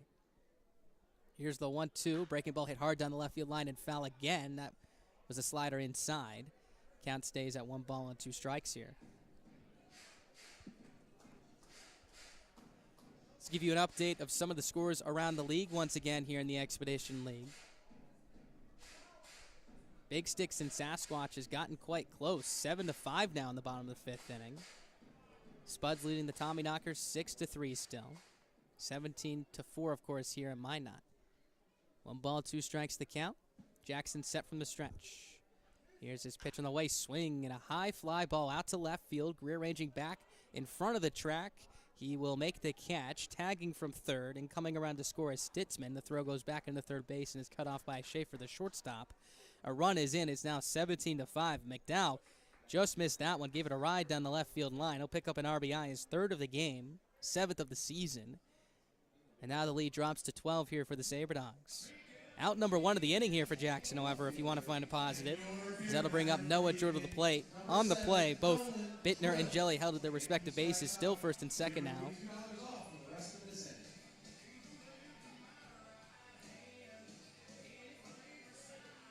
One of the big names that will be coming over to Minot tomorrow will be Wyatt Setian. Flirted with the league MVP last year, returning to the Big Sticks for his 3rd season in Dickinson. Is the first pitch on the way to drill as a fastball upstairs for ball 1, 1-0. Currently in this ball game for Setian, he's 0 for 2 with a run scored. Again, such a threat at the plate, a big, powerful right-handed hitter. 1-0 is misses down and away, ball 2, 2-0 the count. Double play opportunity still in play here for Jackson. Could definitely use a ground ball right now. There we go. Player of the day, Drew Miller vote. There's his first vote of the night. All right, we got a 3-man competition right here. Kanan Morrow is running away with it, but we got Ethan Moore in the mix. Drew Miller as well. Make sure to comment your player of the game before the beginning of the top of the 9th inning. Jackson set from the stretch. Here's his 2-0 delivery on the way. Misses way outside for ball 3. 3-0 the count. Jackson has already walked 2 batters in this inning, 3 in total in the game. 4 free passes overall if you include the hit by pitch to Tucker that opened up the frame. Tucker would eventually come around to score as well. Jackson leans in, comes set, first base side from the stretch. Delivers the 3-0, misses down and away, 4 ball 4. So the fourth walk of the night for Matt Jackson, 3rd of the inning. That will load the bases here with 1 away for Rhett Stein, the designated hitter. And here comes Benton Schweinfurth to the mound, and this will be it for Matt Jackson. So he will be responsible for Noah Drew at first, Jake Jelly at second, Dean Bittner at third base. Has already given up 2 runs here in this top of the 7th inning. Sabre Dogs are going to the bullpen. We'll tell you who is coming in when we come back. They lead it 17-5 here with 1 away in the top of the 7th.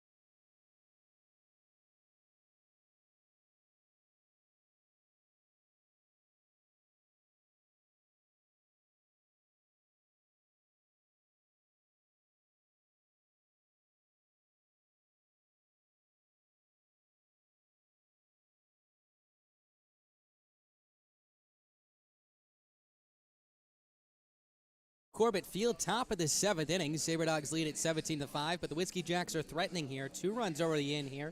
Bases are loaded here with 1 away. After Mac Jackson struggled to find the strike zone in his 3rd inning of work, you can close the book on him at least in terms of the innings pitched. 2 1/3 of an inning. 2 runs scored. He's responsible for Noah Drill at first, Jake Jelly at second, and Dean Bittner at third base. We got a new pitcher on the mound here for the Sabre Dogs. It's going to be right-hander Zach Carolyn making his Souris Valley debut. The first batter he'll face is the designated hitter, Rhett Stein, who's reached base twice today, struck out swinging, courtesy of Jackson back in the 6th. Carolyn, the first pitcher of the night, or the 3rd pitcher of the night, make that for the Sabre Dogs. As his first pitch on the way, misses down and away for ball 1, 1-0. As Jackson was leaving the mound here, again, it was hard to tell. It looked like he was gesturing towards his right hand. Maybe his finger almost looked as if he had a blister. A couple of his teammates came over to talk to him about it and looked in the same direction as the next pitch is spiked in the dirt, picked by the catcher Dukeshire for ball 2, 2-0 the count. Gotta hope Jackson's all right. A blister is always tough for any pitcher, if that is the case. Again, may have just been looking down at his hand. He's definitely hoping Carolyn can get a ground ball double play ball and keep this just a 2-run inning here for the Whiskey Jacks. Hitters count here for Stein. The pitch on the way, swing and a miss for strike 1. 2 balls, 1 strike the count. 2 up for the Sabre Dogs in the bottom of the 7th inning. It's going to be Jordan Williams, Ethan Moore, and Trenton Dukeshire, 6, 7, and 8 in the order. Stein set first base side. Here's his 2-1 delivery on the way. Fastball misses down low, ball 3. 3-1 the count. Sabre Dogs will have plenty of fun promotions this summer. One of the big ones is coming up here early. This weekend, in fact, when the Sabre Dogs are playing the Big Sticks, the Sabre Dogs will throw back to the Minot Mallards on the 29th this Saturday at 7:05 p.m. Wearing Minot Mallards throwback jerseys as the 3-1 is on its way. It's a fastball down low, ball 4. So bases loaded, walk to Stein. That will force in Bittner to come around and score from third base. That'll make it a 17-6 ball game. 3 runs now here in the top of the 7th. Not the start that Carolyn was looking for here, as that'll bring up Houston Fogelstrom to the plate. Friday will also be pennant giveaway night. First 500 fans will get their very own Sabre Dogs pennant. That'll be tomorrow, so make sure to get to the ballpark early. But I cannot wait for that Mallards jersey night. I've seen them already, and they look beautiful. Homage to the 50s and 60s. As here comes Fogelstrom to the dish. First pitch from Carolyn is in the dirt with the fastball for ball 1. 1 ball, no strikes. Saturday, June 5th, going to be a big one as well. Guns and Hoses night, as the Sabre Dogs will team up with Dom Bissett Motors to have a fun jersey. There will be a silent auction both in the Mallards night and the Guns and Hoses night for fans to bid on those game-worn jerseys as well. So make sure to get out there. It's going to be a fun, fun summer. 1 ball, no strikes the count. Here's the pitch on the way. Swinging a fly ball down the right field side, slicing foul. 1 ball, 1 strike. One of the bigger ones that I don't want to say got spoiled last year, but we didn't get the full experience was Sports and Jorts night. Last year the Sabre Dogs brought that one in for the first time, and the game got postponed after an inning and a half, and basically it is how it sounds. Sabre Dogs wore jorts on the field. It was quite the look. Very fun as the 1-1 is in the dirt, blocked by the catcher Dukeshire for ball 2. 2-1. That'll be Wednesday, June 16th, so make sure to get your tickets to that one. Again, it was just an inning and a half, and that was already incredibly fun. The players really embraced it last year, and you got to imagine they'll embrace it again this year. Again, that's what you get in summer ball, all these fun promotions. It's a little bit different, but I don't think there's ever going to be an opportunity for you to go watch baseball players play in jorts ever again, so you better get those tickets for June 16th. 2-1 on the way, swinging the chopper to short. Schaefer picks on the long hop, head high, throws to second for 1. The relay to first from Moore is not going to be in time, so it'll be a 6-4 fielder's choice on the play. Drill will come around to score, so that'll make it 17-6 now here in the 7th inning.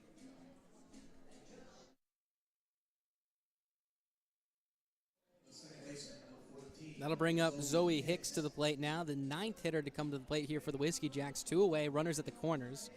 And that's Stein at first base. Stein was retired in the fielder's choice. Fogelstrom at first, Drill at third. It was Jelly who came around to score on that fielder's choice.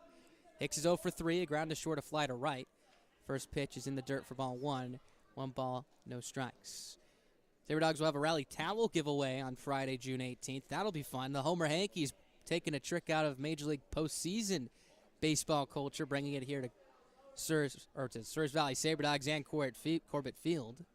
Is 1 ball, no strikes is the count. The pitch is down low, ball 2, 2-0. Always such a beautiful sight when you have a sellout crowd and the white Homer Hankies are waving. Not only when homers are hit, but in big moments as well. 2 strikes on the hitter, so make sure to get out of the ballpark for that one on June 18th. Be loud. That'll be a fun one for sure. Hitters count for Hicks here. 2 balls, no strikes. Here's the delivery on the way. Swing and a high pop-up. Shallow left field. The shortstop Schaefer ranging back now. Alan Gray, the left fielder, will come in to make the catch with one hand, and that will retire the side. But the Whiskey Jacks send 9 hitters to the plate, bring around 4 runs, and now have made it a 10-run deficit. The Sabre Dogs lead 17-7. It's stretch time here at Corbett Field. You're listening to Sabre Dogs Baseball live here on the Sabre Dogs Radio Network.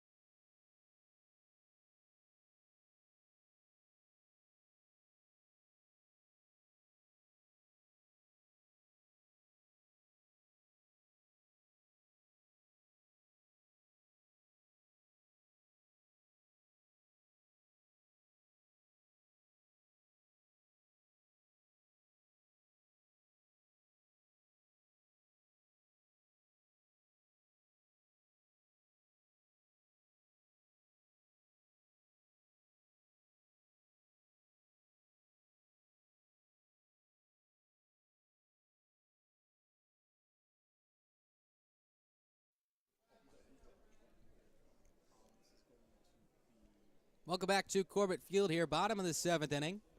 17-7 Souris Valley, but the Whiskey Jacks putting up 4 runs on the board in the top half of the frame to make it a 10-run game. It's going to be a new pitcher on the mound in relief of Daigle.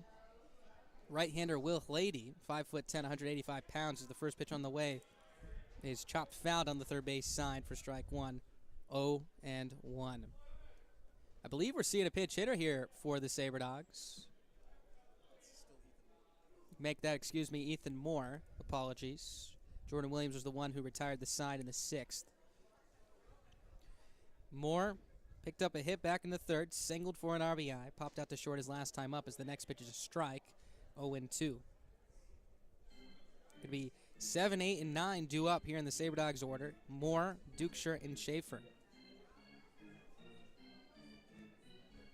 Hlady going from the wind. Here's his 0-2. Swinging a hard ground ball to short. Speared on a hop by Stitzman. Slides, gets to his feet. Throws to first, not in time. Moore beats it out, an infield single for him. He's now 2 for 4 in the night, but nice play by Stitzman, the shortstop, ranging to his backhanded side. Grabbed it on a long hop, slid to his knees, got up quickly, and threw off his back foot.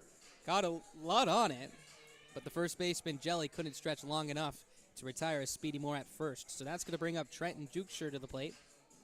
Singled back in the 5th inning, also drove in a run on a sac fly to right in the 4th. Hlady set from the stretch, first base side. First pitch, swinging a chopper to short. Stitzman gets another shot, picks on the long hop, goes the long way to first. Pick on the backhand by Jelly is in time to retire Dukeshire for out number 1. Meanwhile on the play, Moore moves over to second base. Smart move by Stitzman to go to the long way there. It was a slow developing play. Had to come around it. Fielded it again on the long hop. About no chance to get Moore at second base, but that puts Moore in scoring position here with one away as Jaden Schaefer's going to get an RBI chance. He's 1 for 3, 2 singles, a strikeout, and a walk. Lady set from the stretch. First pitch, swinging a chopper down the first base line. It is going to get foul for strike one. Talks about some more giveaways here at Corbett Field. On July 8th, it's going to be replica jersey night. You're going to want to get to that one. As we've mentioned plenty of times in the last few days, Sabre Dogs have a brand new slate of uniforms, and you really could take your own home on Thursday, July 8th. Very fun stuff. It's going to be the Columbia blue top with the red Sabre Dogs script. Then 2 days later, on Saturday, July 10th, it's going to be Fuel the Fight night as well, which will be very fun. You can auction off, or you could buy one of those jerseys and win it through an auction.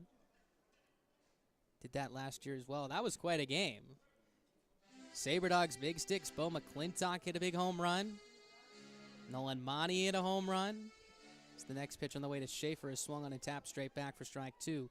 0-2 the count. That was on that last weekend series of the year in which the Sabre Dogs were just a few games out of first place. Again, with hindsight, they finished 2 games back, but were 4 games back with 3 games to play, and gave it a shot, winning the first 2 games of that series. The first one on a walk-off single from McClintock on the Friday night.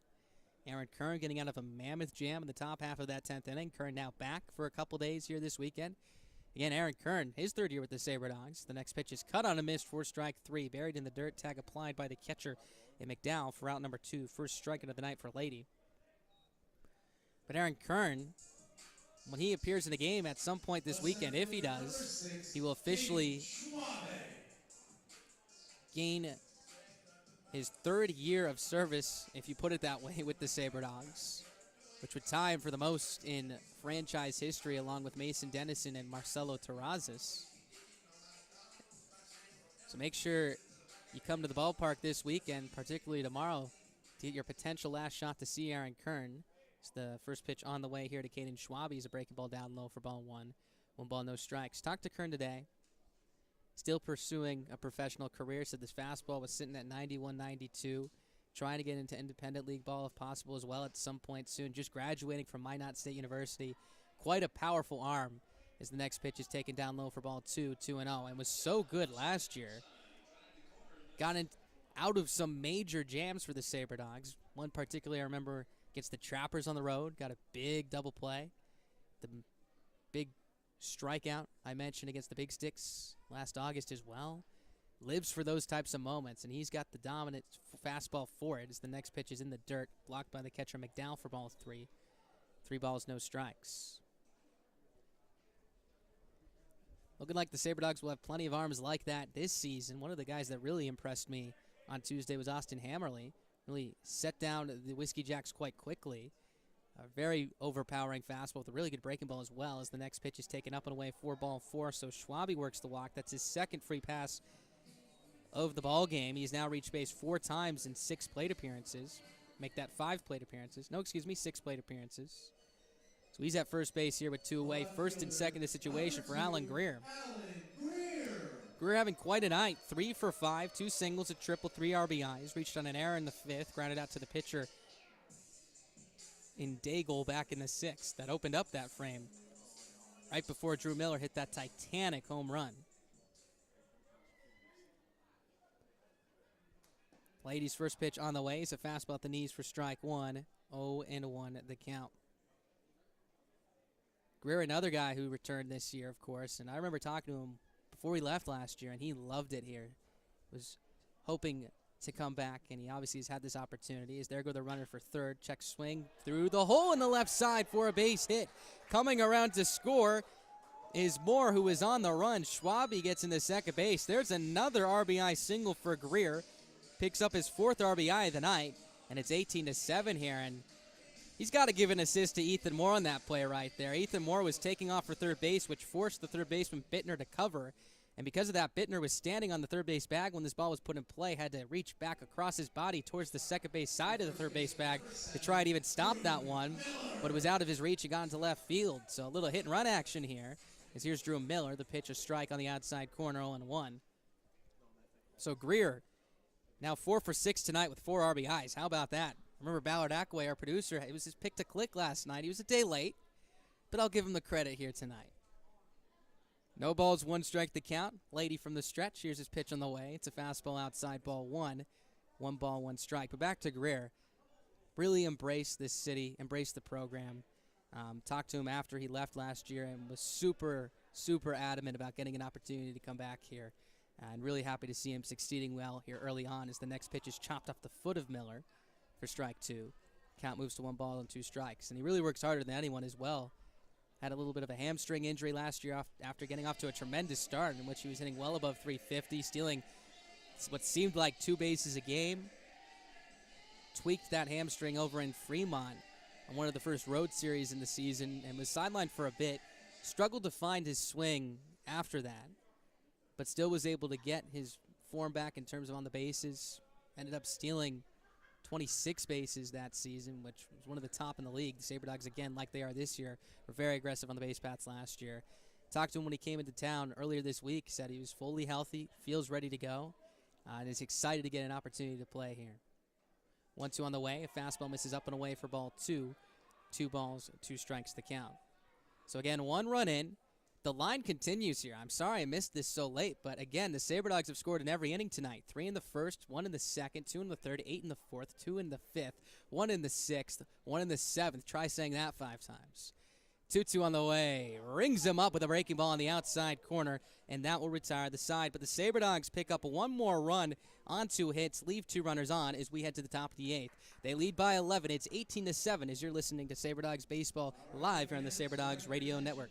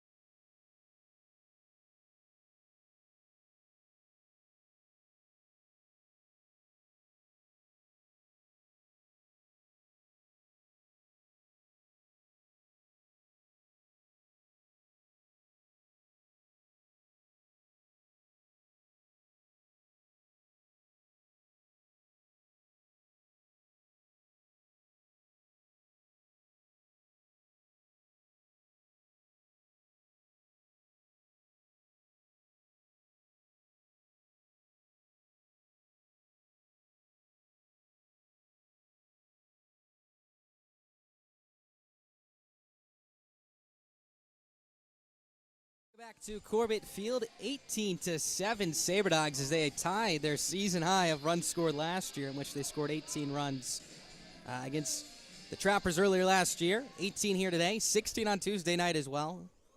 So quite the offensive performance so far. Here's Carolyn out for his second inning of work. First pitch on the way is a fastball down and in for ball 1. 1-0. Going to be 9-1-2 here in the Whiskey Jacks lineup. Brandon Tucker, Ethan Stitzman, and Dean Bittner. Carolyn going from the wind. Here's his 1-0 delivery on the way. Fastball at the chest over the middle third of the plate for strike 1. 1 ball, 1 strike. So the sun basically completely set here at Corbett Field. Just a squeak of sunlight on the skyline beyond the valley. Over the walls as the 1-1 is swung and grounded up the middle. The shortstop in Schaefer slides to one stop, bobbles, picks it up, throws to first, not in time. That'll be an infield single for Brandon Tucker. Nice effort. This was hit hard up the middle. Schaefer had a sliding stop to his left. Was able to keep it in front of him. Looked like it went off the palm of his glove. Rolled right back to his right hand as he gobbled it up. Plucked it up and threw from one knee to first, but it was in the dirt and a little bit wide of the first base bag. The other way, Tucker would have beaten it out, so it's ruled an infield single. Now to bring up Ethan Sitzman to the plate here. Stitt's been having a good night so far. A couple of hits, 2 singles, a walk, grounded into a unique 3-4-1 put out. You don't see that one every day. As Carolyn comes set from the stretch. Here's his first pitch on the way. Swing and a pop-up up the elevator chute on the infield. The third baseman Brewer ranging towards the mound. The second baseman Moore now coming in. He'll call everybody off to make the catch for out number 1. So a quick out after Stitzman swings at the first pitch. Tucker retreats to first base. Let's go back to that play in the 4th inning. And again, we've seen a little bit of everything tonight. That play was a 3-4-1 put out. And you don't see that too often. Now, it sounds like it may be a double play, potentially with some sort of shift on. Again, on a ground ball to first, the shortstop would generally be covering, so that's still a stretch. Unless you had the second baseman on a pull shift ranging up the middle of the infield behind the second base bag, then covering on a ground ball to the first baseman. And then the pitcher would come back to cover, but still very unlikely. But this play wasn't a double play. Just got one out. It ended the 4th inning. It was a hard one-hopper at Miller, the first baseman. Went off his shin, rolled right to Moore, who was ranging to his left, as there goes the runner. The pitch on the way is down low. The throw down from the knees from Dusher is well off the bag to the shortstop side, as Schaefer had to lay out to keep it in front of him. Credit Tucker with a stolen base, his second in as many innings. He'll be at second base with 1 away here. The pitch was a ball as well. Yeah, but this was a one-hopper off the shin of Miller. The second baseman in Moore was on the cut of the outfield grass moving to his left, so he was already moving in that direction, and it basically hopped right to him into his glove, basically into the breadbasket. As Carolyn comes set, his pitch on the way is a fastball that misses up and in, ball 2-0. And then he would flip it to the first baseman in Miller covering, make that the pitcher in Morrow covering, who caught the ball about 3 or 4 steps before touching the first base bag. And you got to imagine, with so much going on, he got the ball a little bit high, as there goes Carolyn for third, pitch down low, throw down to third, gets not away from the third baseman in Brewer, and he's going to tag him out. Again, let me re-explain this play here. The runner at second base in Tucker was stealing third. The throw was well off the bag from the catcher, Dukeshire. Brewer, the third baseman, dove to his right in foul territory to pick it on the in-between hop, and then the runner on third in Tucker overslid the bag. So then Brewer spun to his right, tagged Tucker before he could get that back foot on the bag.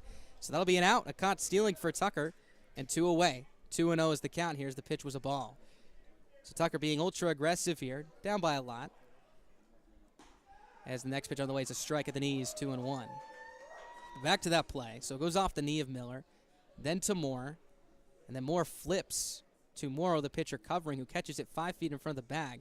So the next pitch is cut on a miss for strike 2, 2-2. Then has to find the bag, and that's what's so hard. It's easier said than done. Once you catch the ball, you have to find the bag while keeping in mind the runner is running down the line. You don't want to collide. Just the 2-2 is cut on a miss for strike 3, and that will retire the side. Good inning for Carolyn as he sets down the Whiskey Jackson order. But to finish the story, then found the bag, tapped it, did fall to the ground, but it was quite an impressive play on both ends. We're heading to the bottom of the 8th inning. Sabre Dogs lead it 18-7. Here in Game 3 of this rubber match between the Whiskey Jacks. We'll be right back after this break as you're listening to Sabre Dogs Baseball live on the Sabre Dogs Radio Network. The Glenburn Fire Department will be joining the Souris Valley Sabre Dogs at Corbett Field this Thursday for Passive Boot Night.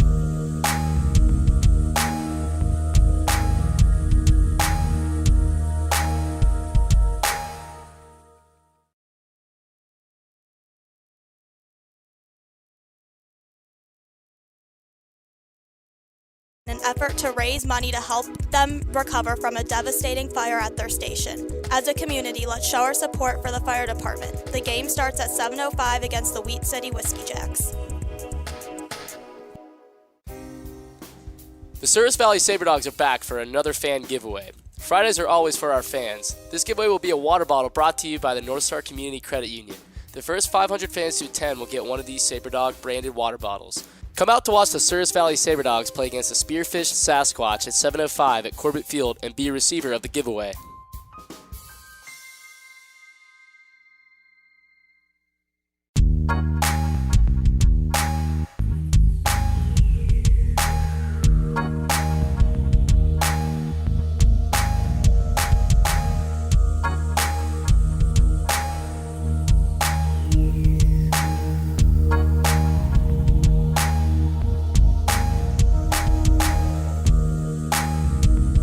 Back to Corbett Field, 18-7. Sabre Dogs here in the bottom of the 8th inning.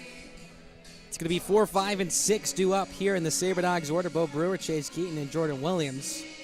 As Sweet Caroline echoes throughout the stands in Corbett Field. Quite a baseball tradition. I mean, the first thing you think of course, Fenway Park. One of our employees of the Sabre Dogs, Wade, would love that. Big Red Sox fan. As the ladies out for his second inning of work, the first pitch is a breaking ball over the middle of the plate for strike one. 0-1 the count. Sweet Caroline, an 8th inning tradition here at Corbett Field as well. Plenty of traditions. One of those being, like we mentioned earlier, Sports and Jorts night. So the next pitch is swung and hit hard up the middle. That's going to get into center field for a base hit past a lunging shortstop in Stitzman. So a base hit for Bo Brewer.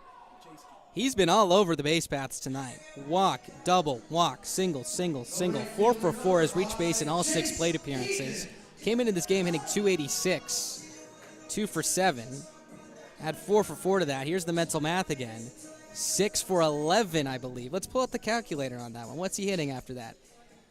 Hope my math is correct there. That would be 545. Let's hope that's right. Bo Brewer, 545 right now. As the first pitch on the way to Chase Keaton is swung on and fouled straight back. 0-1 the count. Keaton having a good night as well. Drove in a run in the first on a sac fly to right, a couple of walks, a double, and a strikeout swinging back in the 6th. Jordan Williams on deck, Ethan Moore to follow. Slady gets the sign, comes set. Here's his 0-1. There goes the runner, pitch in the dirt. Here's the throw to second from McDonald. It's well high as the second baseman Hicks has to back it up. So that's going to be a stolen base for Brewer, his first of the night. As we've seen these base runners on both ends be very aggressive here. It's an 18-7 game, but we saw the center fielder for the Whiskey Jacks, Brandon Tucker, steal second in the 8th and then try to steal third. He was thrown out over oversliding the bag. We see Brewer steal a bag here in the 8th, his first of the year. It seems like by the end of this weekend, every Sabre Dog will have stolen the bag. So the next pitch on the way is a fastball upstairs, ball 2. 2-1. We're going to see a meeting at the mound between McDowell and Lady now. Keaton in right field tonight was the DH on opening day. Hasn't had too much action out there. Again, most of the balls in the air have been pop-ups on the infield or to straightaway center with Schwabe out there. Allen Greed's had a couple of options. Keaton was busy early on with the home or with the ground rule double to right and then another double to right center. But besides that, it's been quite a quiet night defensively for him. Lady set from the stretch as the train passes by. The 2-1 misses down low, ball 3. 3 balls, 1 strike. Again, 18-7 Sabre Dogs here, bottom of the 8th inning. Let's see if the Sabre Dogs can keep this run going. They've scored in each of the first 7 innings here. Have a chance to make that 8 in a row with Keaton at second base here, and likely will not appear in the bottom of the 9th inning, assuming they could take care of business in the top half of the 9th. So the next pitch is down low for ball 4. So Keaton walks on 5 pitches. It's going to be first and second here with nobody out. Again, it's not too many times you see a team scoring every inning. It's one of the biggest reasons why it's an 18-7 lead right now. And again, if you're playing the game I am in my head right now, we're trying to get the Sabre Dogs to break their record for runs in the game from last year, which was 18. One more gives them 19. Pretty impressive that they could potentially break that right out of the gate here in Game 3. Here's Jordan Williams. First pitch on the way is swung on and popped foul out of play straight back. 0-1 the count. Williams flew to center in the first, was retired on the interference play in the third, drove in a run on a sac fly to right in the 4th, grounded out to second in the 5th. Still looking for his first hit of the night. After singling on an infield ground ball to short yesterday, came into the game hitting .500. Of course, the big hit, as we mentioned on Tuesday, was the home run. It's the 0-1, is a breaking ball that bites the inside corner for strike 2. 0-2 the count. After Williams will be Ethan Moore, then Trenton Dukeshire. Action in the pen, a right-hander warming up for the Sabre Dogs. No action currently for the Whiskey Jacks. As Lala will hopefully try to get Lady through this inning right here. He comes set first base side. The 0-2, swing and a high fly to left. Drell can't find it. As he does, as it drops into his glove for out number 1. Maybe lost in the whites. Sun is still shining a little bit of light. Looks like it's about twilight zone right now. That's probably the reason why Drill lost it. Put both hands in the air, signaling that he could not find it, but luckily for the Whiskey Jacks, was able to find it at the last second for out number 1. So 1 away now. Here's Ethan Moore. He's had quite a night. 2 hits, an RBI single in the 3rd, a single in the 7th as well. His ladies come set from the stretch. Here's his pitch on the way. It's a fastball in the dirt. There goes the runner for third. The throw is spiked. Tag applied, not in time. So moving to third on the wild pitch is Brewer. Moving to second on the play as well as Keaton. And it was quite a juke move, or a swim move, if you want to call it that, by Brewer at third base. He came in standing up. The catcher McDowell threw a one-hopper to the third baseman Bittner, who was able to field the ball before Brewer was coming in the bag. And I don't think Brewer thought there was going to be a throw. So he did not slide, had to weave around the third baseman Bittner, did get in safely as the 1-0 is fouled straight back. 1 ball, 1 strike. So Moore, another RBI chance for him. Picked up his first RBI and hit of the year back in the third inning. Again, you have Brewer at third base, Keaton at second. Reached on a single and a walk, respectively. Williams just recently flying out to left for the first out of the inning. Lady leans it for the side. He comes set. Infield playing back. Will give up a ground ball for a run. A 1-1. Big swing and a foul straight back for strike 2. 1 ball, 2 strikes to count here. Again, make sure to come out to the field tomorrow as the Sabre Dogs will be welcoming the Big Sticks for the first time this year. Of course, their rival for a 2-game set. And if you cannot make it, make sure to tune in here on YouTube Live and Mixler. Thank you so much for tuning in tonight. Still have 79 listeners. We appreciate it as the next pitch is cut on and missed for strike 3. A big out for Halady. It's going to be his 3rd strikeout of the night and out number 2 here in the bottom of the 8th inning. Make sure to like and subscribe. Turn on your alerts to get notified whenever we go live here at Corbett Field to stream Sabre Dogs games. And when we go on the road next week over to Casper, Wyoming to play the Horseheads, make sure to tune on in Mixler. We'll have live radio coverage for you as well. It's 2 outs now. Trenton Dukeshire to the plate here. He's the last hope for the Sabre Dogs to try and score a run here in every inning. And not only that, break the record for most runs scored that they had last year. So a lot on the line here, even with an 18-7 lead as the first pitch is a strike on the outside corner. 0-1. 16 runs in Game 1. 18 runs and counting here in Game 2. Sabre Dogs well on their way to winning the series here. As the 0-1 pitch is on the way, and the dirt gets away from the catcher McDowell. Here comes Brewer to the plate. The flip, the tag, not in time. There it is. Brewer pumps his fists as there is run number 19. They have scored at least 1 run in each of the first 8 innings of this ballgame, and likely every inning of this ballgame. And not only that, have broken the record from last year for most runs in a game with 18. They've hit lucky number 19 on a wild pitch. Brewer coming around to score. It was a close play as it bounced back quickly to the catcher McDowell. Lady was covering at home plate, but Brewer was able to beat the tag. Moving on the play as well was Keaton the third. Still 2 away, 1-1 the count. Here's the pitch. Misses down away, ball 2. 2 balls, 1 strike the count.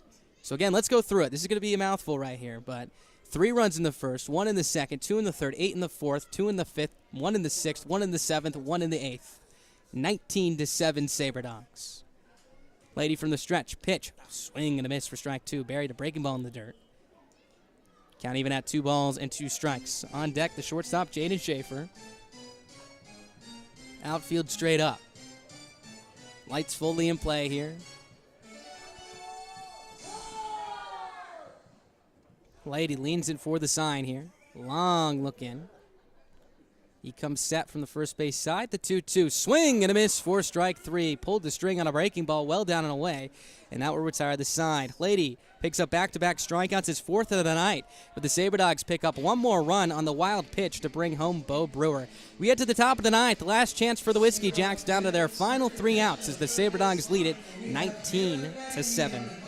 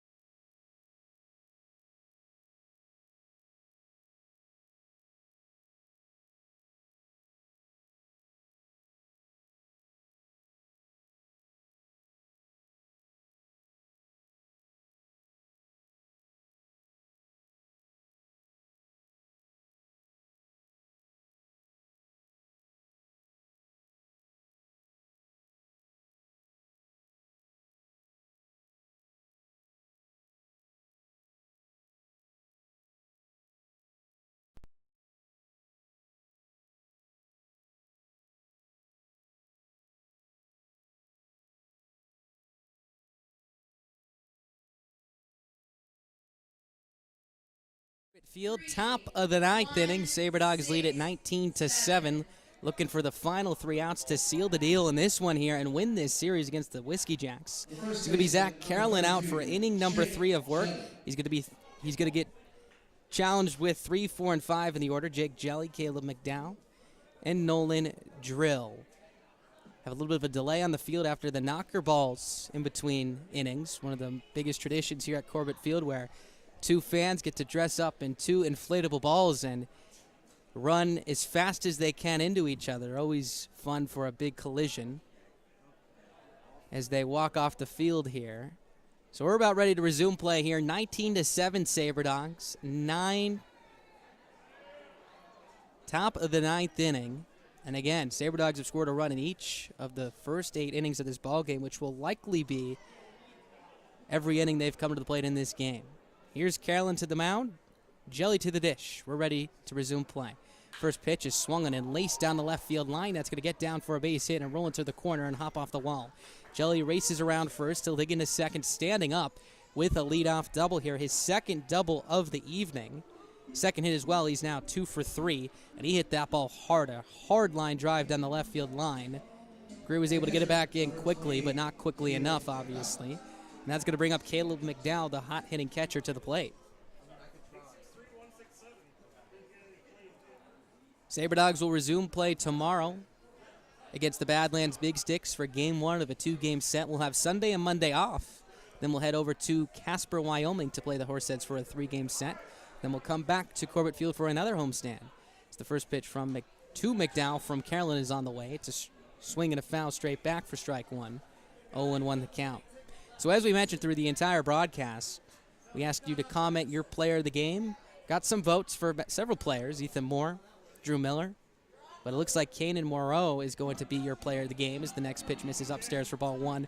1-1. Really was a runaway winner with this one and was fantastic tonight. Well deserved. 4 innings of 3-run balls, struck out 7 hitters, and set the tone for what was a blowout win for the Sabre Dogs. And again, it started off tough. 3 runs in the first inning. Sabre Dogs were able to have his back and tie it up immediately in the bottom half of the first as the next pitch is fouled straight back for strike 2. 1 ball, 2 strikes. Really impressive, too, as we mentioned, really was primarily a reliever back at Paris Junior College. Got the start here, and that may have been why he got off to a slower start, may have been a little bit more uncomfortable starting a game. Who knows? But was really able to settle in, and if you're a coach of any kind, as the next pitch is swung on and missed for strike 3. Breaking ball in the dirt, plucked up by the catcher Dukeshire. He finds the lane, throws to first. It's in time for out number 1. So that holds Jelly at first base. Second strikeout of the night for Carolyn. Back to Morrow. That's what you want to see, especially from a young pitcher. The ability to make adjustments, right? Found some command struggles in the first inning, walked a couple of guys, gave up some hard hit balls on the RBI double to right, the 2-run single to left, but then quickly induced a ground ball 6-4-3 double play ball. Then a very quick second inning where he struck out all 3 batters he retired, walked just 1 in that inning, and put together 4 really solid frames as the next pitch on the way here to Nolan Drill is fouled straight back. 0-1 the count. Drill having a good night. Has gone on base twice, hit by a pitch in the 3rd, walked in the 7th. As Carolyn gets back on the hill here. 0-1 the count. Runner on second, that's Jelly after the double. Whiskey Jacks down to their final 2 outs here. Outfield straight up. Infield straight up as well. Carolyn set from the first base side. Here's his 0-1 delivery on the way. Breaking ball floats over the middle of the plate for strike 2. 0-2 the count. For the Whiskey Jacks, will be playing their first game at home, not in Canada. They'll be in Grand Forks this season. They'll be hosting the Sioux Falls Sunfish. So all those folks in Grand Forks, make sure to get out to support your Whiskey Jacks tomorrow evening. As the 0-2 is on its way. It's in the dirt, gets away from the catcher Dukeshire. Heading for third is Jelly. He'll get in there standing up, so that'll be ball 1. 1 ball, 2 strikes. 19-7 Sabre Dogs. 3 runs in the first, 1 in the second, 2 in the third, 8 in the fourth, 2 in the fifth, 1 in the sixth, 1 in the 7th, and 1 in the 8th. For the Whiskey Jacks, 3 in the first and 4 in the 7th. That 4th inning has been magical here in the Magic City for the Sabre Dogs. 10 runs in the 4th on Tuesday. at 8 runs in the 4th and Wednesday. I'm here all night, by the way. So the next pitch is on its way. Strike 3 called. He got him. Breaking ball. Curveball floats over the inside corner for out number 2. Back-to-back strikeouts. First looking for Carolyn. And the Whiskey Jacks are down to their final out. So a 2 away here. Here comes Rhett Stein to the plate. Final hope for the Whiskey Jacks here. 2 away, 19-7 Sabre Dogs as we sit in the top of the 9th. Carolyn comes set from the stretch. Here's the pitch on the way. It's a fastball that misses down away for ball 1. 1-0. So now on the night, Carolyn has 3 strikeouts. Good introduction here to Corbett Field. Has been very good here out of relief. Pitcher tonight, Morrow, as we mentioned, 4 really good innings. Jackson, 2 1/3 of an inning's work as the next pitch is a strike at the outside corner with a fastball, 1-1. Jackson was good for his first 2 innings of work. Got into some trouble. Looks like he started to fatigue a little bit. And then, of course, Carolyn with 2 really good innings to close this one out. Assuming he can get this last out as the next pitch is swung on a line to left field. That's down for a base hit. Coming around to score is Jelly. He'll tap home plate. So an RBI single for Rhett Stein, his second hit of the day. First RBI of the season and game. And it's 19-8. Sabre Dogs here in the top of the 9th inning. Here comes Houston Fogelstrom to the plate. He's 0 for 4, 3 strikeouts, grounded into a 6-4 fielder's choice back in the 7th inning. Carolyn looking to seal the deal here. 11-run lead for Souris Valley, 19 runs tonight. Here's his first pitch on the way. Swing and a check swing, fouled off to the right side out of play. 0-1 is the count. So again, a lot of runs scored in this series for Souris Valley. In total, 42. 42 runs for the Sabre Dogs in the first 3 games here, compared to 18 for the Whiskey Jacks. So there goes the runner. The pitch is fouled straight back. 0-2 the count.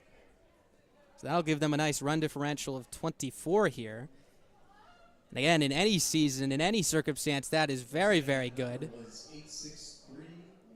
But through 3 games, that is quite impressive. 42 runs through 3 games means that the Sabre Dogs are now averaging 14 runs per game. Of course, likely not sustainable, but quite a good introduction and way to insert yourself into the 2021 season. No balls, 2 strikes, the count on Fogelstrom. Whiskey Jacks down to their final out. 1 run in here in the top of the 9th already. 19-8 Sabre Dogs. Carolyn from the stretch. Here's his 0-2. Fastball just misses upstairs with ball 1. 1 ball, 2 strikes. Everybody in the ballpark wanted that one. But the Whiskey Jacks get 1 more shot here. 1-2 the count. 2 away, 19-8 Sabre Dogs as Zach Carolyn comes set chest high. Here's the 1-2. There goes the runner. The pitch, swing and a miss for strike 3, and that'll do it. The marathon is over as the Sabre Dogs win it 19-8 in 9 innings. Brought around at least 1 run to score in each of the 8 innings they came to the plate and pick up their second win of the series, secure the series win 2 out of 3. Here to open up the home campaign against the Wheat City Whiskey Jacks. Sabre Dogs move to 2-1. Meanwhile, the Whiskey Jacks fall to 1-2. The Whiskey Jacks will resume play tomorrow at home for their home opener in Grand Forks, North Dakota, as they host the Sioux Falls Sunfish, while the Sabre Dogs will stay here in Minot to face the Badlands Big Stick, starting a 2-game series tomorrow. As always, thank you so much for tuning in tonight. Make sure to stay tuned for our post-game interviews. We will have Cannon Morrow, our player of the game, when we come back after this quick break.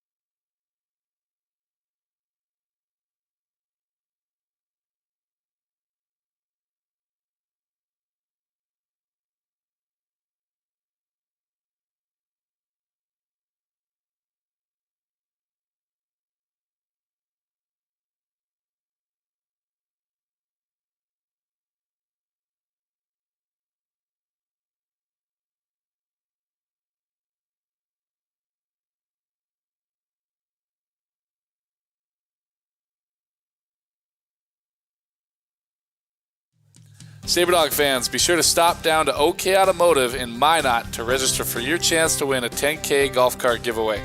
If a SaberDogs player hits a ball through the home run target beyond the left field fence, one lucky fan will drive home in a brand new golf cart courtesy of OK Automotive. Register in store today. The SaberDogs have teamed up with Don Bissett Motors to bring you Guns N' Hoses Specialty Jersey Night.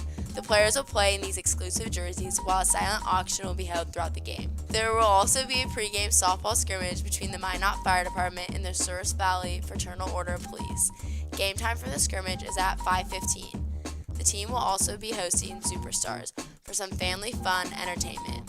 Come on out to the field to be part of the fun and watch the SaberDogs take on the Spearfish Sasquatch at 7:05.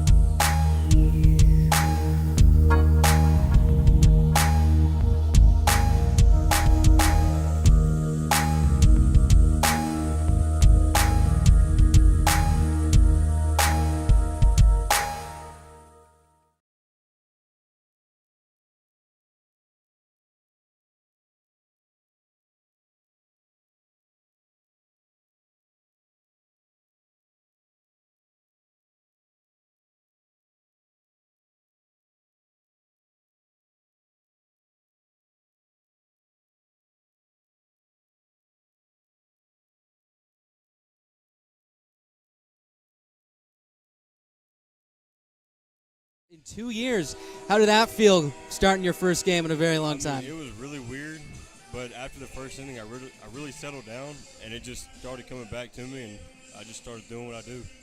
Definitely. What kind of adjustments did you make after that first inning? Tempo, for sure. I was everywhere with my tempo the first inning.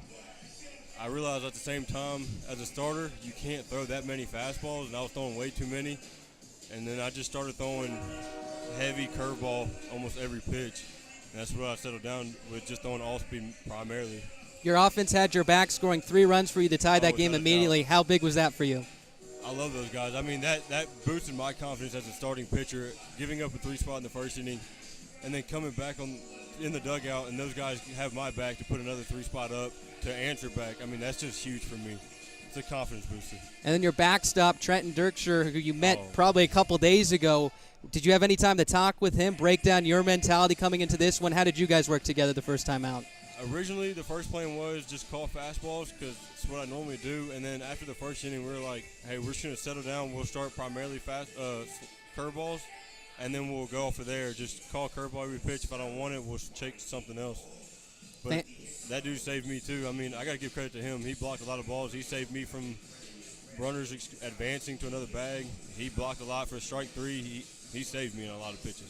Fantastic work tonight. Once again, Kanan Morrow, you're voted player of the game. 4 innings, 7 strikeouts, allowing just 3 runs. Paced the SaberDogs on to a 19-8 win as they win their second game of the year, their first series of the year, as we move on to the Badlands Big Six tomorrow. That's all we have for Corbett Field. For Ballard Eckaway, Max Tanzer, we thank you so much for tuning in. We'll be right back here tomorrow as the SaberDogs face the Big Sticks at 7:05.